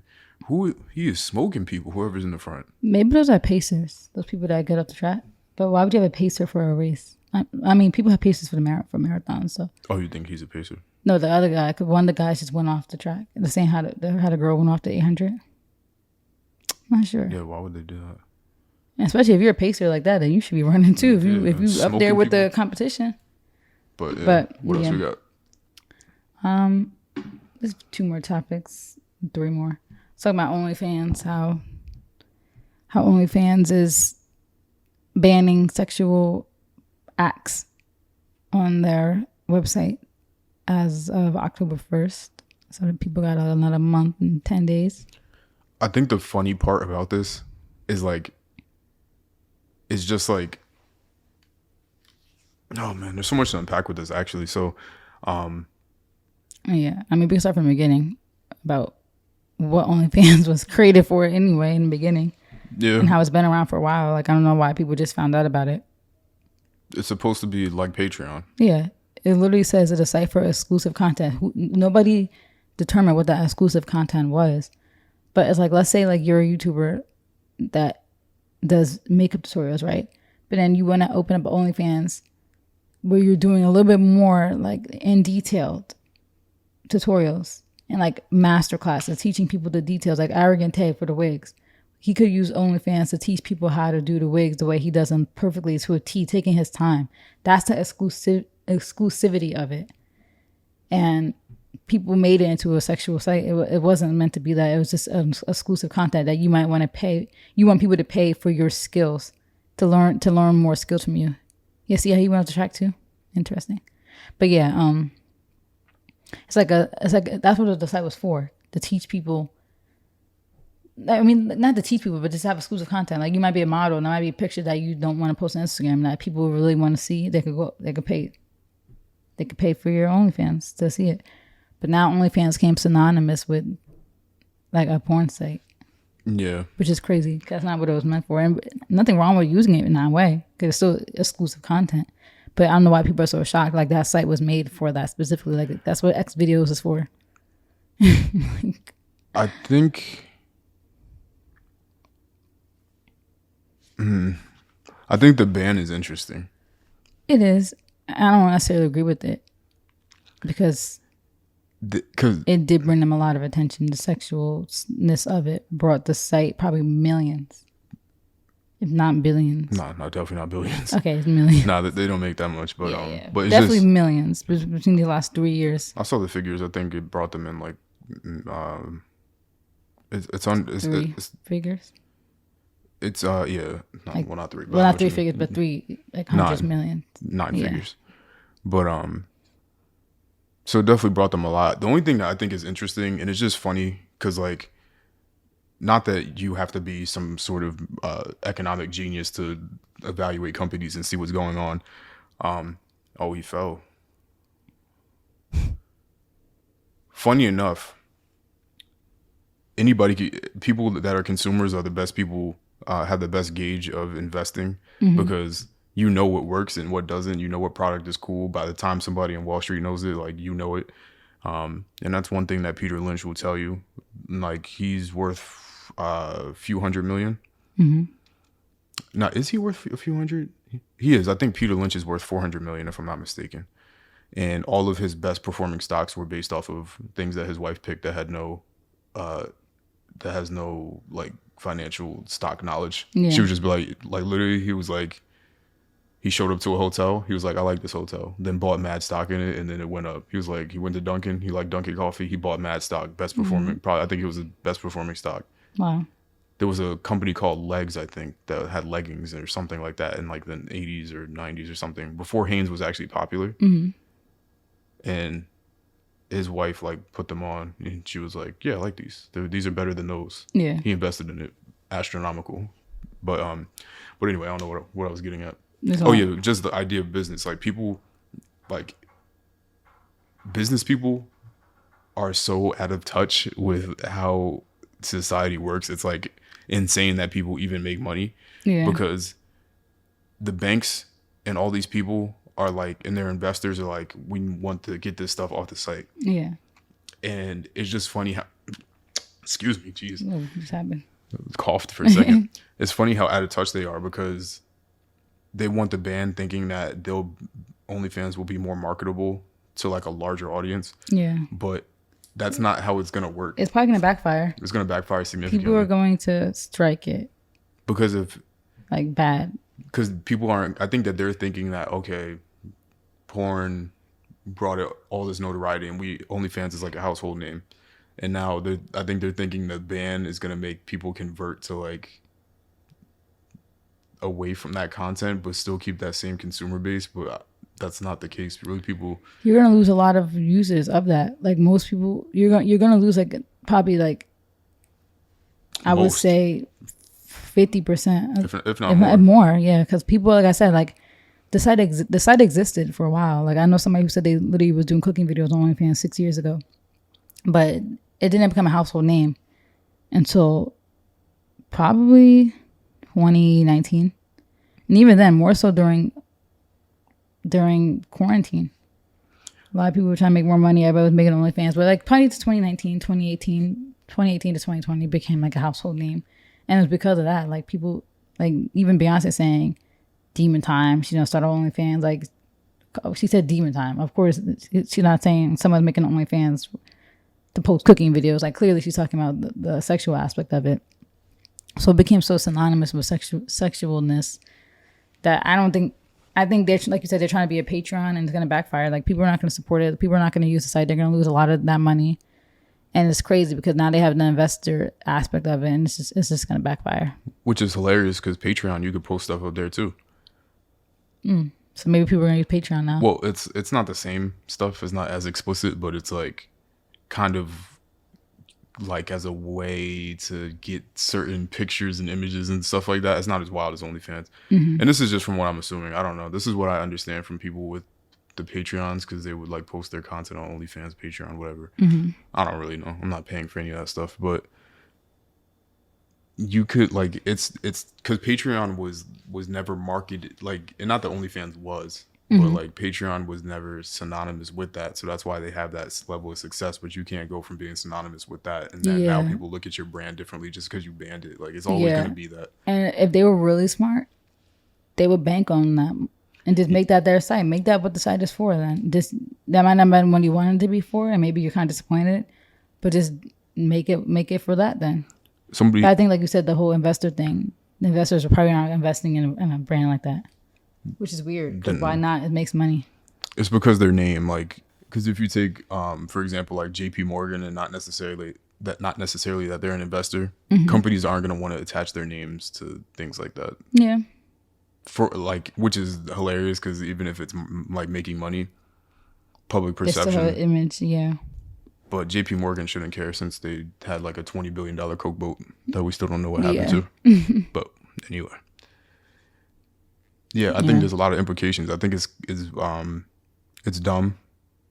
You had a good thing going. Pretty much cornered the market in terms of that, which is hilarious to me because there was always those type of sites that you could just do through the porn sites themselves. Like you could do like premium accounts, whatever. Yeah. And it's just funny but that became a thing. Yeah, they were able to just literally take that over completely, like knowing that you're going to a site specifically to pay to see like everyday people. Because I think that there was like a stigma around like everyday people just being on like porn sites. Like it felt weird, you know? But I think it took away that stigma that an everyday person could just post their nude or post them having sex with their boyfriend and it's not weird. It's not as like cringy and as taboo as being like a porn star. Which is crazy because like those people that are on the porn sites are like the highest performing people in terms of money. Mm-hmm. Which is wild because you get way more traffic going through a porn site than you do through OnlyFans. That's true. So it's just weird. Because you have the chance on a site to see the free stuff and to see a preview. You don't really have that aspect on OnlyFans. Like that's the only way you really could have a preview is if you post a preview on Instagram or Twitter. But I mean, it did make a lot of people rich. So it's going to be very interesting to see what they do from here. Like I'm sure they're going to have ways to work it out, but a lot of people are probably going to be out of a job, which is unfortunate. But you know, 'cause I do feel like people should be paid for it. Like I'm not one of those people who's against it. People are going to pay, then let them pay. If men are going to pay money to watch people that didn't know will be naked, then I can't judge men will spend their money on anything. And if women want to take advantage of that, then I think go ahead. Yeah. It's I think the top like 5% will be fine, but everybody else that started like it is always that funny joke. Like imagine starting one and it flops. Yeah. That's hilarious. Which just people probably know. Yeah, so those people definitely won't be fine, but you shouldn't have banked on that anyway. I think if anything that has to do with, I mean, any job, not even just social media jobs in general, even us, our everyday jobs, there should always be a backup plan. There should always be the what if. But with social media, especially because it's, especially like you see YouTube and all that stuff, it's so volatile and it's not a forever thing. You should always have a second plan and involve your personal brand and do whatever you can to just keep that money coming in. Yeah, because I just was watching a producer who will remain nameless because I don't know. I just don't want it to come across a certain way. Mm-hmm. But he was dominating music production at one point and is the reason why a lot of us, including myself, make the type of beats and stuff that we make. Like everybody had this particular producer's drum kits and everything. Everybody wanted to replicate it. Mm-hmm. And he was on a tear like 2012, 2010, between like those 2 years, 3 years. And he was on the live. He was like, "Hey guys, my time is over." Like, and it's just crazy because you have somebody that was so dominant, and then, that stuff is not always sustainable. It's not this industry is not always going to be sustainable. Mm-hmm. It's a lot more sustainable now because of the technology that we have. Whereas like the OGs of like the porn industry didn't have the same stuff. But even then, you still see them now coming back and still capitalizing off of that. But again, those people are who they are because not because they were on OnlyFans. I don't know anybody that has really gotten popular because of OnlyFans. Yeah. I mean, that's probably a handful, but not really. Most people were, like I said, were popular somewhere else. Yeah. Like you take somebody like Selena Powell was popular before her OnlyFans, obviously. So that's the only reason she was able to make money off of it. Yeah, I'm not even sure if anybody who became like an OnlyFans star. There's some like I mean, I'm sure there are out there. That's not my scope, so I wouldn't even know. But there's definitely some, but it's like I don't know. I think that it's stupid. They shouldn't ban it. I think it brings up the interesting discussion about sex work and should it be allowed or should it be banned? Because I think that in Texas they just made it so any form of prostitution, I could be wrong, it might not have been Texas, but I think it was banned. That any form of prostitution is now a federal crime, not just a. I mean, I find that weird because like we talked. Oh my God, I can't talk. We talked about this before about how it's banned because they can't make money off of it. Because I do feel like it's kind of weird. Like, why are you, like, if that's a way to make money, then let people make the money that way. Like, if you don't agree with them morally, then oh well. Like, morally anyway, the judgment should be more on the men, because they're the ones that are making this even an industry. Like you have control as a man to make the industry not even exist. It's all in the power is all in men's and is in their court, is in their hands. Because there would be no sex work if it wasn't for men. Like, and it's always interesting because it's like kind of just telling what things are legal and what things aren't legal. Like how we just listed off earlier in the podcast, the list of a bunch of things that we consume, that people consume every day, that are on the list of all the things that cause cancer. And that's legal. But, you know, cigarettes are legal, alcohol is legal. yeah. You know, gas-powered cars are legal, but then sex work is illegal, when that was literally the first job ever in human history was prostitution. Wow. And it's just like kind of wild that's like it's just interesting. Like I would like to get an explanation as to why, because we know it's because they can't monetize it, because the second they figured out how to monetize weed, it's everywhere. There's a dispensary over there, there's a dispensary over here, and it's just like, yeah, I just don't like that, because it's like, yeah, I just feel like it's just messed up, because like let people make their money the way they want to make their money, and like, but as long as it's not harming anybody. Yeah, and then you take places like I was telling you before, like I was just out in Vegas, and that is legal over there, and it's like, maybe take a look at Vegas and see how they're not Vegas. Sorry, I was in Vegas, but Nevada. I was about to say, is she the pacer? Nah, the pacer is off the course. She's out of here. The pacer just got off. But I was just out in Nevada, and it's legal over there, and it's like, well, maybe other states should take a look, or the federal government should take a look at how they're running things and how they're able to monetize and tax and do all those sorts of things. Because if that's what people want to do, then that's just what they're gonna do. Yeah. I don't see how strip clubs are illegal when they're getting that off in strip clubs anyway. Yeah, like private time, that's literally the same thing. Them going to the rooms. Yeah, so I think it's stupid. I think, you know, my only gripe with the OnlyFans thing that I didn't like, but I just feel like I should address this, because there's a lot of men that are like, ha, now you gotta go get a job and work at McDonald's. Which is kind of like messed up to me, because like, why are you so happy with that when you were the same men that were probably paying for it? Like, you're mad at an industry that was created because of you. Well, they weren't paying for it, obviously. Well, yeah, but you're mad about an industry that was created because of you and your species and the thirst. Yeah, I just didn't like that part of it, because it's like, I don't know, like, what do you gain from somebody else's loss? Yeah. Like, you didn't gain. You're not gonna get more money in your pocket. Like, you're gonna. It's like what we were talking about earlier. People just want to be able to point a finger at somebody, like, ha ha. And I think it's like men are jealous of it, which is weird, because there's so many men that are successful on OnlyFans too. So it's like, why are you mad? Yeah, it's because this happens all the time with women and stripping and stuff like that. Is that men try to like demean them to like make themselves feel better, and I just think that it's like so weird. It's like a weird thing. Like you're jealous. Like if you want to go on the internet and shake ass, then you can do that too. You can do it too. And nobody's stopping. There's a whole market for it, because I'm sure there's gay men out there who love that. Yeah, go ahead and do it then. Like, why are we getting mad at the women for making money? It's not harming you. It's very weird. Like, the men that were hyped about that, it's like, ew, that's the type of men I wouldn't want in my life. I wouldn't even, like, as a girl, if you seen that tweet, that's like a red flag. Especially if like you watch porn. Yeah. Like, you consume it, but now you're mad at the people that literally give you that that content. Yeah, men can be super nuts sometimes. And that was the common thing that I saw in response to it. But I think that the only thing that I agree with, if this is why they retorted this way, then I understand. There's a lot of women that I saw like that had an issue with the OnlyFans things being leaked, and their responses were that men are creeps and weirdos, and like, why you want to see women, and it's like super weirdo behavior to be doing all this and all that, blah blah blah, and that they hate men and men are disgusting and pigs and whatever. And it's like, that's the only thing. Yeah, it's where it's weird. You're profiting off of the men too. You're profiting off of, and you're profiting off of them being disgusting. Yeah, but then you like attack them for being that way when that's how you're making your money. Yeah. So I could agree with that type of like criticism, because it's like, of course I'm gonna critique you. I'm gonna critique a woman who's making money off of an industry that's surrounded by men, but they hate men in the same breath. Yeah, it's like weird. Yeah. So that was the only, if that was people's responses to that, then Yeah, then it that makes makes sense. Yeah. But if not, if it's just because you're jealous that you can't shake ass on the internet, then that's, you know, Yeah. that's on you. Go ahead Yeah. and do something. Yeah. But yeah.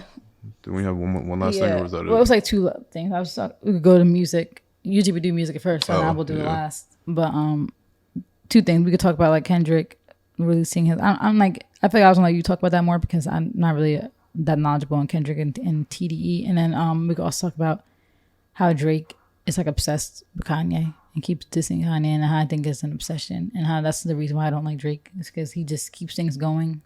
Like, you're that hurt. Well, Kanye just snuck him on Donda, so that's why. But Nah, people brought that up. I don't think so. he did. Well, yeah, but there was no insults. I mean, he said like the God's plan thing. That's not an insult. It's kind of like No, a shot. he said all these rap people try to sound like me, I don't know if you saw my Drake. and then he used the Drake flow to say that. Can't tell who is who. I don't know if that's about Drake though. I don't think Drake sounds like Kanye. I think Kanye's acknowledged that Drake has his own sound.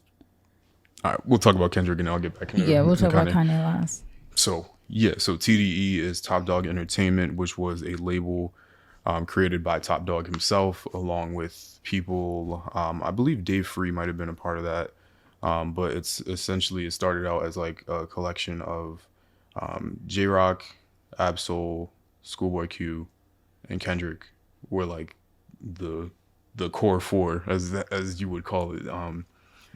And that label has put out nothing but just the biggest music ever, Yeah. basically since then. Yeah, So very dominant, and it was homegrown. Like, there wasn't a label. It's not like they all signed to a label that already existed. like they built up yeah, their label basically. and Kendrick wasn't even actually one of the original artists on TDE, which is crazy because it was. But now he's like associated with it, obviously. Now he's the biggest one, Yeah, numbers wise, because it initially started, like, Kendrick for most of the time was actually J Rock's hype man.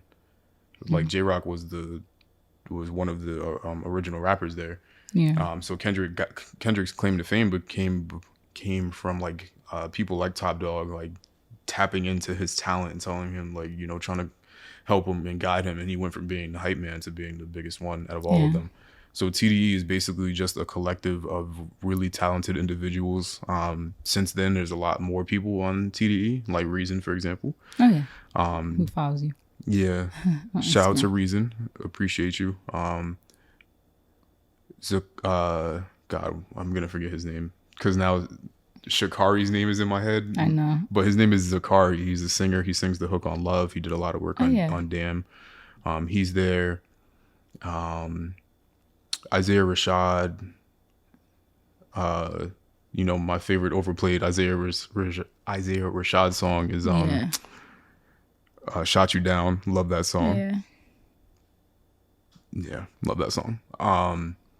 And SZA is on TDE as well. So very just like, if you could imagine, you were like, what are the odds you get like a SZA and a Kendrick and like Schoolboy Q, and like think about all of the just nonstop hits that they've had since there, and it's just crazy. But then like, it's just crazy, and it's all homegrown. Like that's the beautiful thing about it. Mm-hmm. So that's, I guess, an overview of the label itself. And they just do really good shit, and they make a lot of really good music videos, and they're just like probably my favorite label. And Kendrick is signed to them, and I guess that he announced that he's gonna make one more album with them, which I'm assuming is because I don't know if there was any beef or anything like that, because he had to address it, which is crazy because like Kendrick doesn't address anything. And I remember a couple months ago, or it might have been a year or two ago, I don't even know, because COVID has my mind. I don't even know when things happen. He came out of like nowhere and posted like a video of him like there was like an Elmo doll on like the table because he had just had a kid, and he didn't show his face, but he was like recording, and he was like, "Yo, I'm out here like with my kid, and like I feel like I had to come out and address it, and it's crazy because like we built this from like the dirt, and people think I was leaving TDE and blah blah blah blah." which is interesting because he's now leaving TDE. When Yeah, in that and video, he that's why said it he was so wasn't. shocking. Cause people were like, he came out with a whole thing saying he wasn't, and now he is. Yeah, and then another thing, Makes you wonder what happened. even more context. What I think it is, and what I think the general thought is he created a. He doesn't call it a company. He doesn't call it a collective. He doesn't call it a label. He doesn't call it anything. Mm-hmm. But it's something called PG Lang, and I think is leaving TDE to start PG Lang with Dave Free. Mm-hmm. And the only person on PG Lang right now is Baby Keem, which is his cousin. And I think it's like like almost like Og with ASAP Rocky, and how like they don't just do music, they do music, like fashion, mm-hmm. they do, it's like a collective basically. Mm-hmm. I think he's kind of trying to do that, and that's why he's like leaving. Mm-hmm. So that's just like, hopefully that's what it is. Hopefully it's not for any other reasons. But like, I hope think there's no beef. yeah, because like I think he's just trying to get into his.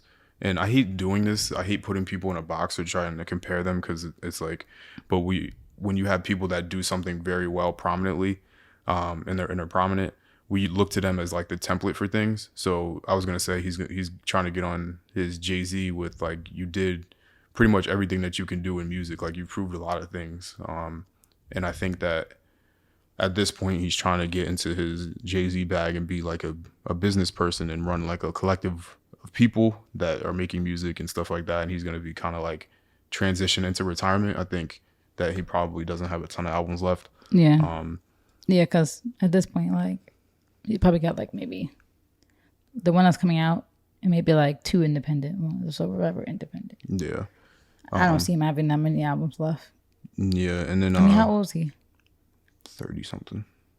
I mean, maybe he's like the same age as Drake, whatever age Drake is. Yeah, and you see Kanye is 44 and still going. So Jay-Z's 59. Yeah. So I mean, Jay-Z kind of slowed down. Yeah, he slowed down a lot. But he probably got a couple more coming out.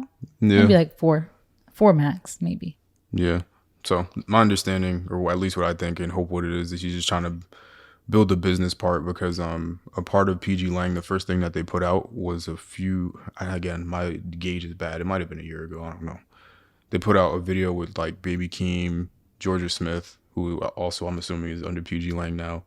It was like a Calvin Klein commercial or something like that. They were like on a yacht, I think was one of them. There was like a series of very extremely artistic like commercials for like Calvin Klein, I think. Yeah. And that's why I think that because I think he said this, it's not just like a label or like a collective. I think it's supposed to be like a whole big media, like just crazy take over the world type of company. And I think that's why he's leaving. So yeah, with that, hopefully things ended amicably, because they've done like crazy good for the music industry. I don't know a single label except maybe Good Money. Not Good Money, Young Money. Okay, wait. Who's that? Good Money. Young Money.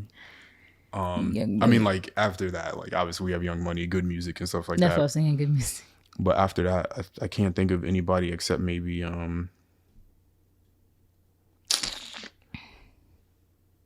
it's not 300. What's the other label that everybody signed under?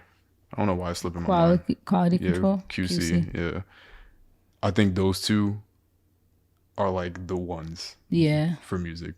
So there's not many that just produce that much talent. It's crazy. It's kind of sad. It's like an end of an era. It's weird. It's like it seems like a lot of like eras are ending. That could be the title. End of an era. I always come up with the titles. End of eras. Yeah. It seems like a lot of eras are ending.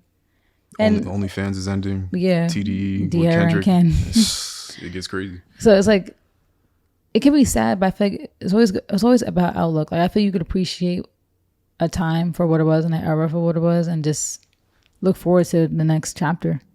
And like I said, I just hope there's no beef, because that'll be a shame. Like it's always sad when you have like a group of people that like where the love was there, and then just you do so much together and it just disappears. Yeah, it's like it never existed. But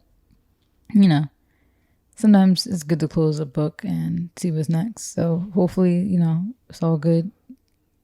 Good vibes with them. Yeah. And hopefully the last one that he puts out puts them in a position where they have like one of the most valuable catalogs ever. Because obviously we saw what To Pimp a Butterfly did, what Damn did, Good Kid, Mad City. Literally every album he's put out has been like recognized by like the government, like Pulitzer Prize. Yeah, like it's crazy. So hopefully everything's good there. I definitely still wanted a Black Hippie album. Black Hippie is the group, the core four of Kendrick, Absol, Schoolboy Q, and Kendrick. So hopefully he puts out. I mean, at this point he probably wouldn't do it, but I still would want like a full album. They never did a full album together, but the songs that they've all done together are like nuts. Yeah. So, hopefully they do. And yeah, hopefully everything's all good. And I think more important than the album, or more important than the label itself, we just want a Kendrick album. It's been a minute, and yeah, that's all I got. Yeah. Well, I don't really have much to say because I'm not really that aware. So that's why I left that more for you to just discuss. It hurts my chest that he's leaving, but it's okay. Yeah, end of the era. Yep. So we could talk about Kanye and Drake. Yeah. I didn't hear the line, but I just read it. It was two things that he said. I actually just, I think I retweeted, but he said something about 44, which is that's how old he is. Like something about give it up or something. Wait, let me see. Let me actually get the. He said I don't care about 44. Yeah, no. He said something about 44, 45, like give it up. What's the song called? Let me make sure I actually get the exact line. What's the song? I don't know. I screenshotted it for me to react to. See, I don't even know it's on Drake feature. So shameless plug. You guys can go find my channel somewhere. I don't even know what my channel's called. Was it on? It's called Betrayal. Yeah, that's what it's called, Betrayal. I just want to get the exact line, so I don't kind of want to make sure that it was right. Instead of using that tweet.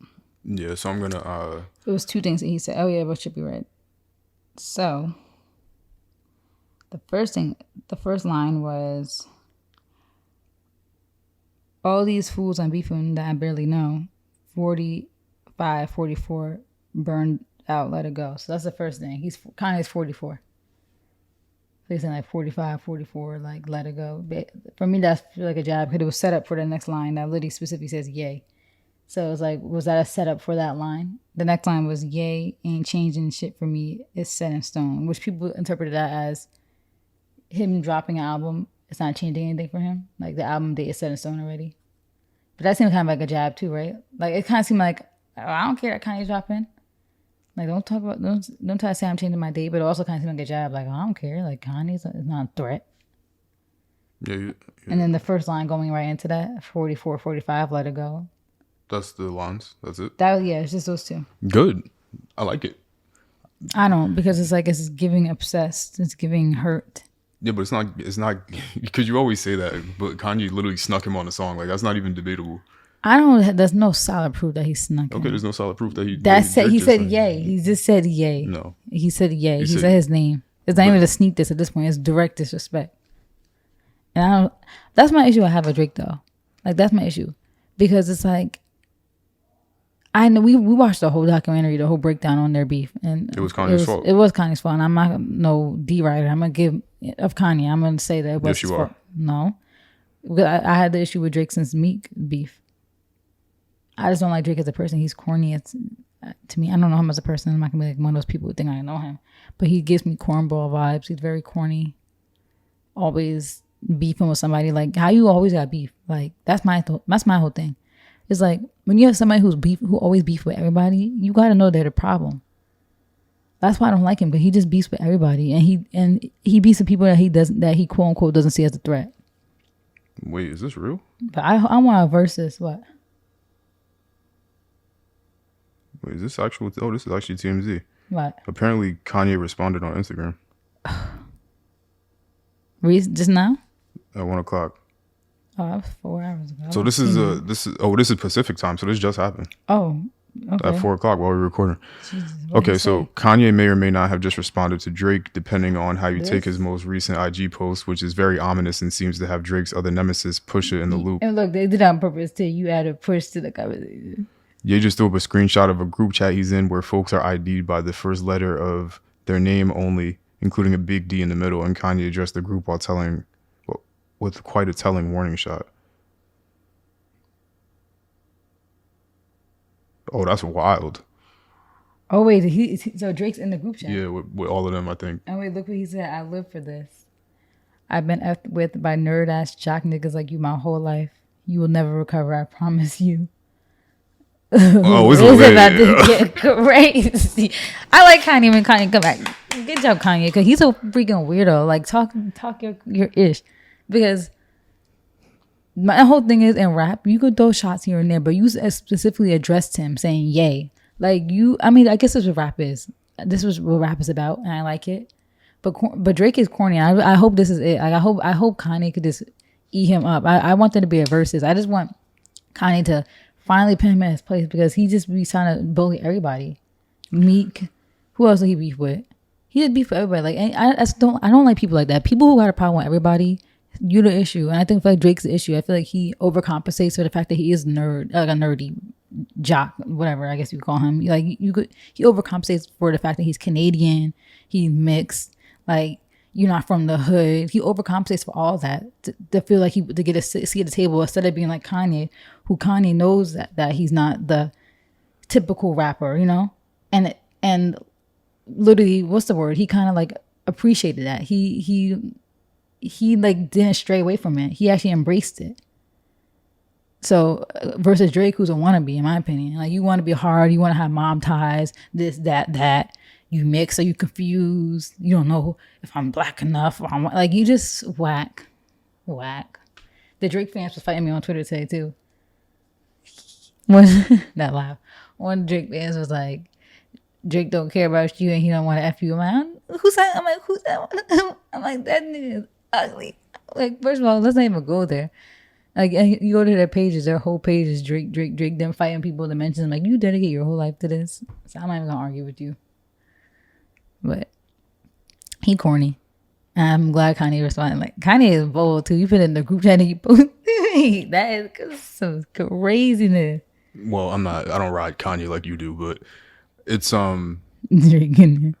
it's all sport to me. Like, I think that Drake, I mean, yeah, Kanye definitely I think Kanye's weird. Like, Kanye pieces it up and then they have beef.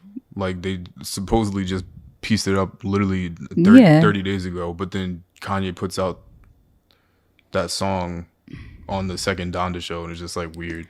I mean, I know how to hold people accountable, and we watched the whole video, so I do kind of see where Drake is a little bit.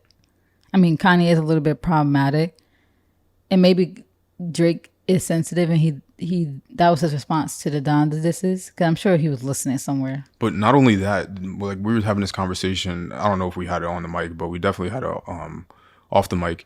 In the industry, these people know. Wasn't that the Canadian? The DeGrasse guy, yeah. He's been fast as, like, it's crazy. He was number 2 to Bolt, I think. Yeah. But all those Americans that were up there, and he won.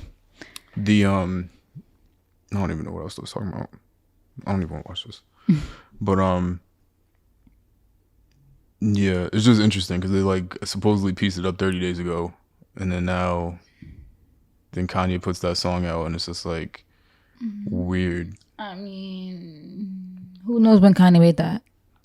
Donda's been in works for years. Yeah, but you don't take an unfinished album and then you put a line like that in there, or lines like that in there. But even if he didn't, it's also like what I was actually saying was that people in the industry know when albums are about to drop. The reason why Kanye keeps pushing it back is not because he doesn't have an album completed that he can put out. He knows when Drake's dropping. Yeah, and even if he doesn't know when Drake's dropping, he keeps pushing it back, trying to guess where Drake's dropping, because Drake said at the end of the summer. So Kanye just keeps pushing it back to the end of August. To just keep pushing it back. They about to drop the same day. Yeah, that's what Kanye's trying to set up. So that would be annoying for somebody that you supposedly are cool with. You're trying to like sit on their album date especially when you specifically did that previously, because he did that before with Scorpion, I think, where he tried to find out the album date from Drake, and because Drake thought they were cool, Drake gave him the date, and then Kanye decided to drop 3 good music albums like all in that same month.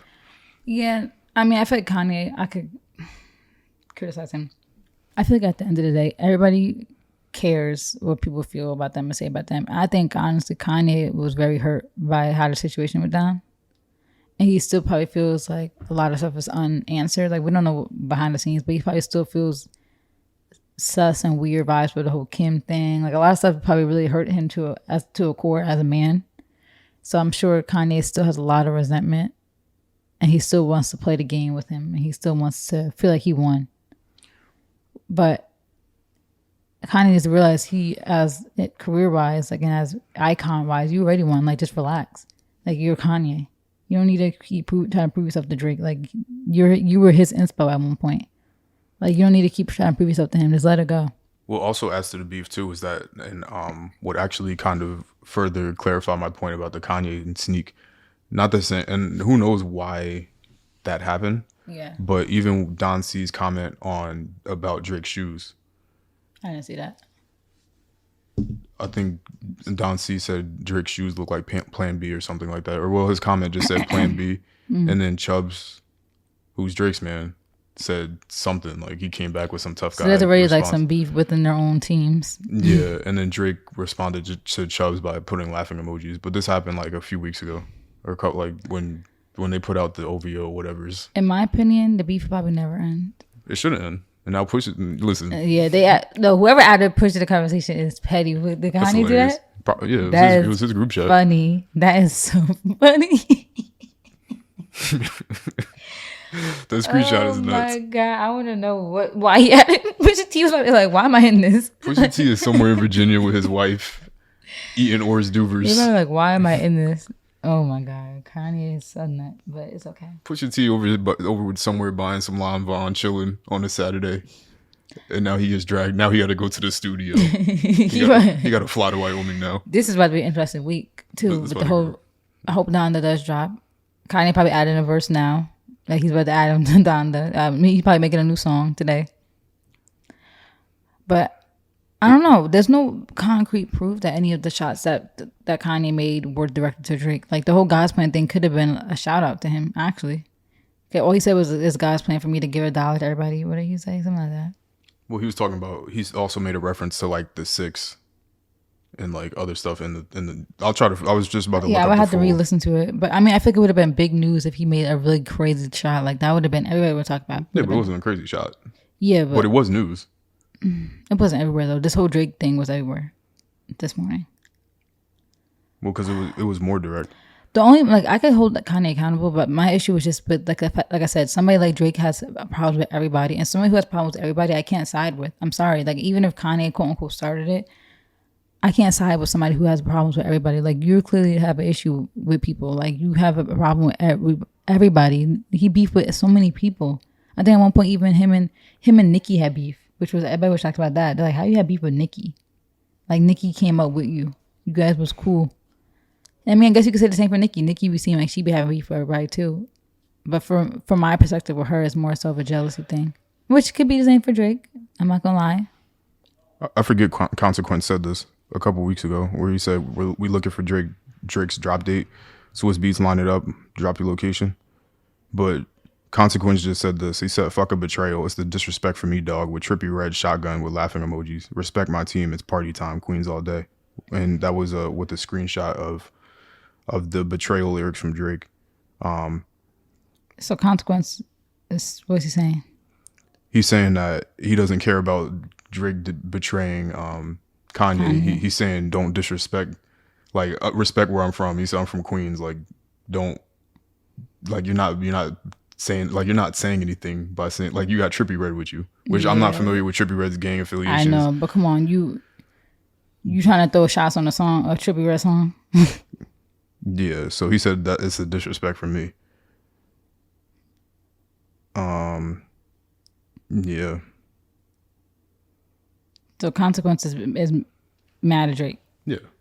Because, and he's saying it's not a Kanye thing. It's a, what's he mad about? No, Consequence, because Consequence rolls with Kanye. Like if you're not familiar with Consequence, no. Okay. So Consequence is saying it's not like he doesn't care about the betrayal part of it, but like the most disrespectful part is that you saying that you got Trippie Redd riding with you shotgun about to go do something. Okay. And it's like, and he's trying to say, so he's saying, yeah, you know like where I'm you from. don't want, like relax. Yeah, like calm all that down. Like that's the issue I got, because like just be you, true to yourself, be you. Like you're not from nowhere. You're from Canada. You're from Canada. Not saying that Canada don't got its his part or whatever, hood parts, but you didn't grow up like that. Like, and he always likes to say, like, people be like, oh, you grew up on the grass, you grew up on the show. He always likes to say, so that don't mean nothing. We wasn't paid a lot. That doesn't matter. How many black kids that got an opportunity to be on a popular TV show? Like, stop it. Just accept your privilege. Acknowledge that you're not from nowhere crazy, and that you're a confused mixed kid, and that you're trying too hard to fit into somewhere because you felt like you never had a place to fit in. So here are the Drake specific sneaks that Kanye got off on I'm Not Okay. So he says, okay, now they got me want to rap again, which most likely is about Drake because Drake's about to put out Certified Lover Boy. But if you want to say that's up for interpretation, sure. Because who got Kanye wanting to rap again? I mean, that ain't no old person that's coming out like what Trippie Redd's making Kanye want to rap again. I mean, it could just mean in general, like that could be interpreted because interpreted. What I said, I don't know what's going on with me lately. That could be interpreted as him talking about in general, because the rap game has been criticized a lot, though. The recent rap game has been criticized heavily about how bad it is now. So the same way Nicki's like, I'm back out to fix this, it could be Kanye saying the same thing. Okay, don't hang on every line because let me finish. Okay, I'm listening. Heal the wound and then you stab me in my back again is the very next line. Okay. You're the type to play the joke and try to hide your hand. You're the type to try to play the joke and try to hide your hand. He just posted the Joker thing, which I think Kanye was trying to say he's the Joker. Like Kanye is the Joker.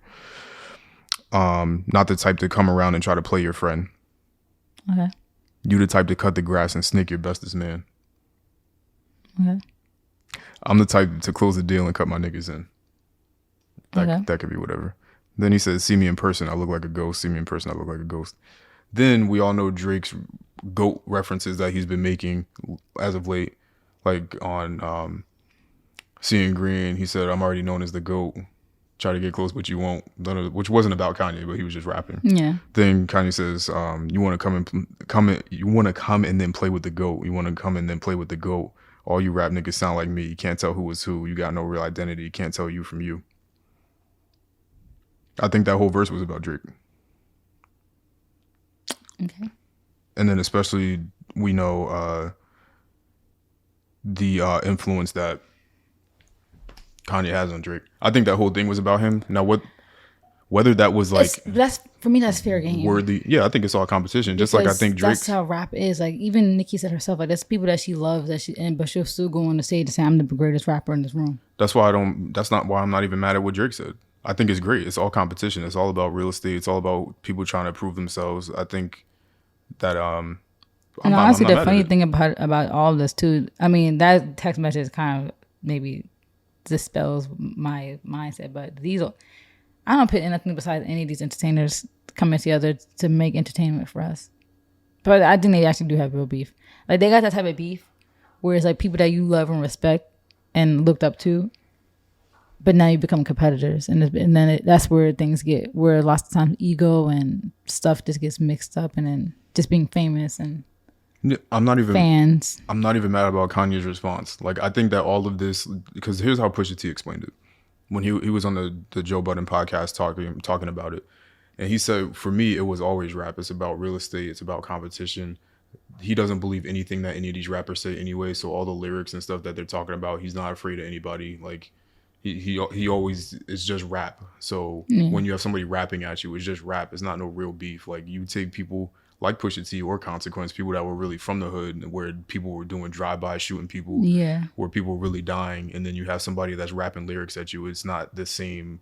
It's not the same type of beef. So when people use the word beef, like Pusha T was saying, it's like, what beef are you guys talking about? Because all I know is I'm rapping on a track. Like if they really wanted to go do something, that's like, let's go. then they would go do it. Yeah, so you have people like that, like you said, were born in that, and when they hear that, for them that's triggering. Yeah. Like, okay, what we about to do then? Because in this era, you have the people like Pusha T where like they would actually like go do something. Like they weren't rapping about the violence. Like everything they rapped about was real life.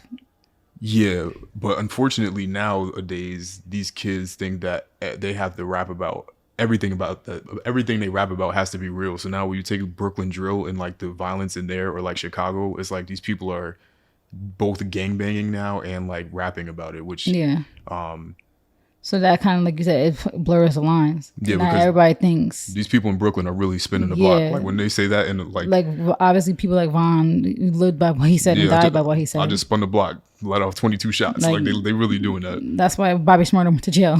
Yeah, because he literally was snitching on him and his friends. Like, but it gets blurred because now everybody feels like you got people who are nerdy and didn't come from nothing and rapping about that stuff now. Yeah. So Pusha T, like he said all of this is rap. Like if you let's rap. Yeah. If you want it to be further, like more than that, then let's go, because that's the thing with Drake though. Drake will be talking heavy, like took a left, turn the lights. Like if you talking all that crazy, but you're not really doing that, and you know you're not doing that. So stop. Well, we don't know, because the whole X theory. He's not doing it. Yeah, his mob ties. So like he's affiliated with people that do those things, which is not like to be debated. But I think it's like the difference between, like, did you see it or did you see it from your window? Like, did you like? It's almost like when Russ was going around beating up people, like beating up rappers. It's like Russ wasn't actually going to beat up the rappers. He had his security beat up the rappers. Like he would instigate a fight, and because security has to protect them, like security would beat the people up for him. Yeah. But he wasn't actually physically doing anything. I think that this is like the same thing with Drake. Like Drake, but then that won't count, because like if but Kanye's doing the same thing. Kanye's not fighting nobody. You're right. I mean, he was doing these push-ups. I don't know. He's looking kind of diesel.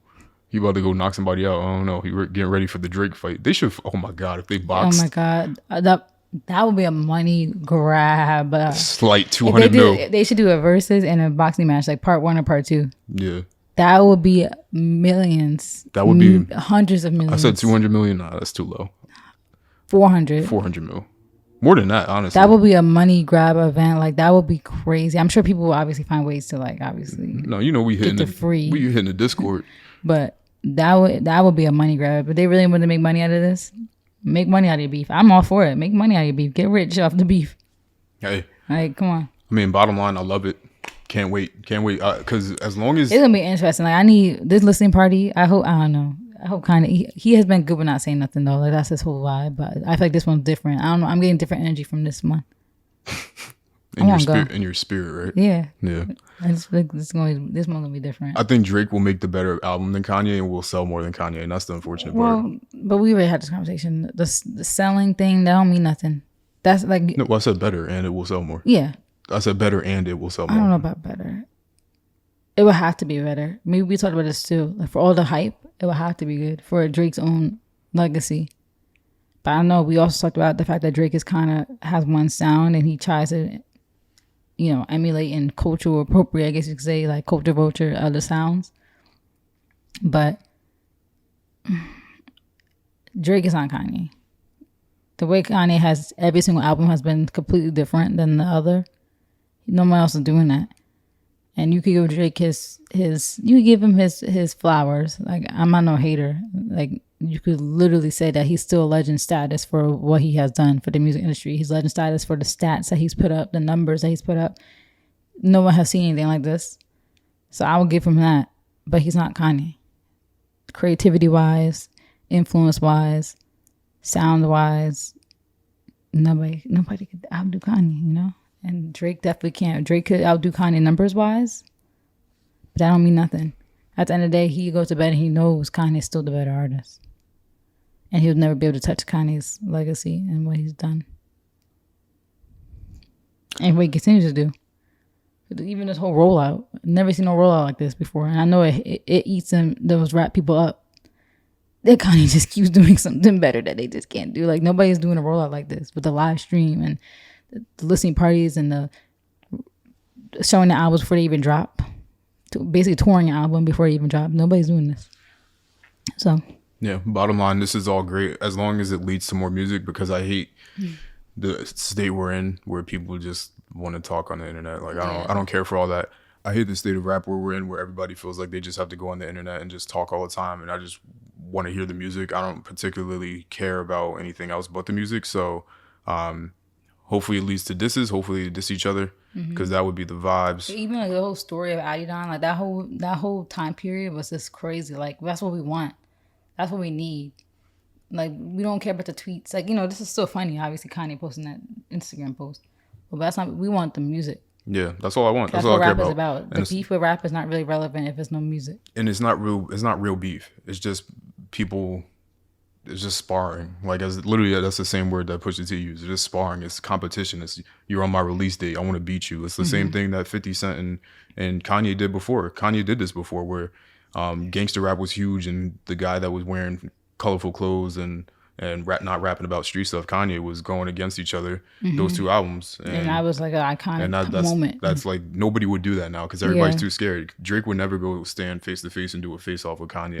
Not because I'm not gonna say that he's scared, because I think that he knows that he would sell more than Drake, and he probably would. I mean, more than Kanye. Sorry, and he probably would.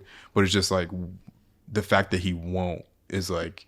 It just where is that? Like, where's that? Where's the fire? Like, if people not realize what makes rap is everything that was encompassed in it. Like, we missing a key part of it.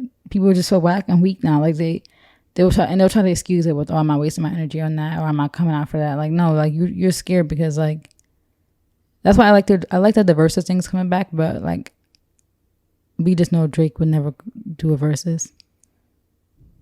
Yeah, and it's maybe he feels too good for it, but. In my opinion, that's like I said, that's what rap's about. Like, we're missing that component of rap. Competitiveness, because that's how all this stuff was. That the Biggie Tupac competition, and you take Jay-Z versus all of New York and all of the whole entire place. You take Fat Joe. You take a lot of the people that were in New York. And even they said like how Kendrick tried to, who tried to bring that back with the Control song? Yeah, it was Kendrick. That's Kendrick. Tried to bring that back. I thought that was Big Sean. Well, it was Big Sean's song, but it was Kendrick's verse though. Yeah. So it's like he said Jay Electron, Tyler. He tried to bring that back, and I forgot where I heard this at, but somebody was saying like how nowadays everybody's too nice. Like all these female rappers, like because it's too much. Like everybody, this is the generation so soft now, and sensitive. Because now you have to be nice. Now everybody's too nice now. All the female rappers supporting. Oh, I love this female rap support. I love the support in the rap community. And that's fine. Supporting people is fine, but it's like now it's just too nice, too much sucking on each other, trying to get features and like. Yeah, whereas it wasn't like that before, and it was survival of the fittest, like, and that's what I love the most. Like, it's cool to see certain. I only like the collaboration when it's like a real collaboration, like where there's a real artistic process. I don't want to hear who's hot now get on somebody else's song who's hot now, because that to me is like, all right, whatever. Boring now. It's but like when it's you predictable. When you have two artists that come together to do a collaboration, then I like that better. People are too nice. And it's fake nice. Because people care about the money. So they, aside from how they might personally believe something to be, they're doing it for the money. Like, I don't think that Dua Lipa wanted a song with DaBaby, but obviously you see the song without him versus the song with him. The numbers wise, it's not even close. I think it's like down 700 million streams. And that's why people want to call Nicki a hater or stuff. But Nicki's protecting her own self for that, because she still cares. Again, because she's still from that era of like what rap was. She's gonna come on the song and try to smoke you. Yeah. And then people get mad at that. But that's why, like, even with her doing the song with Bia, she said it took her, like, a while to, like, even come to the terms to do stuff like that because, you know, I think the song actually did find an old tweet from Bia talking crazy about Nicki, which is crazy. I don't think Nicki's seen it, obviously, but come on. Like, that's just sick to me. Like, yeah, people that are in your face smiling for the money, like you said, and don't actually like you. Yeah, which is a nasty thing. Like, people should stand on what they believe in. You really don't like somebody, just don't like them. Same with the City Girls. City Girls have so many tweets where they say they don't like Nicki, and now all of a sudden that's like their dream collab. Nicki's just ignoring it. I'm sure she's seen the tweets. She's just like, I'm not giving you no collab. And Nicki knows that's money in her pockets too, but she's putting her morals over the money because she got enough. Yeah. Bottom line, rap too soft. Drake, Kanye, duke it out in the music. I'm very interested to see what's gonna come forward with this. It's gonna be these next months are going to be very interesting. And Kanye got to stop being so soft too, because Kanye will make these tweets because he's done this before. Like, he'll get on stage and he'll say all of these crazy things. Like, put it into music then. Like, give us another new God flow. Like, rap it out. Like, I don't want to hear you having Like a breakdown. Well, I was gonna use that word, but I wanted to be sensitive. I don't want you like just like ranting about Drake. Like make some music. Like really go after him. Then like you said you were going to do in your message. Go do it then, because I want to see that, and I think that would be good for the sport of rap. Like this is what it's about. This is why. And I'll give you the respect. Yeah, this is why Jay-Z and Nas were like tearing each other's heads off 10 years ago, but then they respect each other and they're on songs together now. Or like any of these people. That's why, like, a lot of people, like, even the really big Drake fans actually kind of looked at Drake kind of sideways with the story of Added On. Okay, they're like, are you really about this life? Could you stop after this, you just let it go? Yeah, especially what he said. Especially after everything he said. This man just came at you crazy. And you disrespectful stuff, and you just was quiet after that. Now you just buy him a bunch of, designer clothes and drag him everywhere, but then just so he could get the hard eyes from, well, I'm not gonna talk about somebody else's kid, but this hurricane's coming. Yeah, you got somebody that could really rap. Even if Consequence wanted to rap at Drake, honestly, Consequence should come out and do a little something, do a little number. He's probably writing for Donda, but Consequence should come out and do a little something. Yeah. Because honestly, it's not that Donda was bad. It's just that I already listened to the album 20 times, so I know what it sounds like front to back, and it's not like it's not mixed completely. And hopefully he tweaks a lot of it, but who knows? It could be better than Certified Lover Boy, because me and my brother were about to have this debate that Donda is better than Views, and you could really make a strong argument for that. You can, but you can make that debate with a lot of Drake's albums. Because I went back and listened to it, like he has a lot of hits, but his hits do carry albums a lot of times. Except Take Care is just a unicorn. We put even that like a lot else. of albums, like even Take Care, like. I don't think he, like, in my opinion, Drake don't have a no skips album. He doesn't. I'd be skipping a lot of those songs. I think most of The Life of Pablo was skippable. So I'm not talking about it. Take Care does a lot of Kanye albums. Saying something doesn't have any skips is crazy. Nah. I have all of Kanye's albums right here. No skip album for me. I'm skipping Guilt Trip. Yeah, I guess. My Beautiful Dark Twisted Fantasy, no skips. Graduation, no skips. You talk all the time about how much you hate Drunken Hot Girls. Not you talk all the time. I never said I hate that song. Yeah, I like that song. You said you hate that song. I never said that. I don't know where you got that from. I like that song. I never said I hate that song. College Dropout has a lot of his albums have a lot of skips. The first album is gonna have skips. Your first album is never gonna be perfect. Late Registration has skips. Yeah, Graduation, no skips. Go to Graduation. No skips.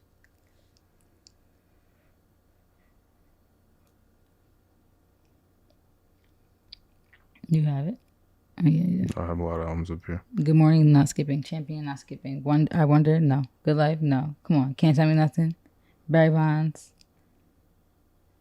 Drunken Hot Girls.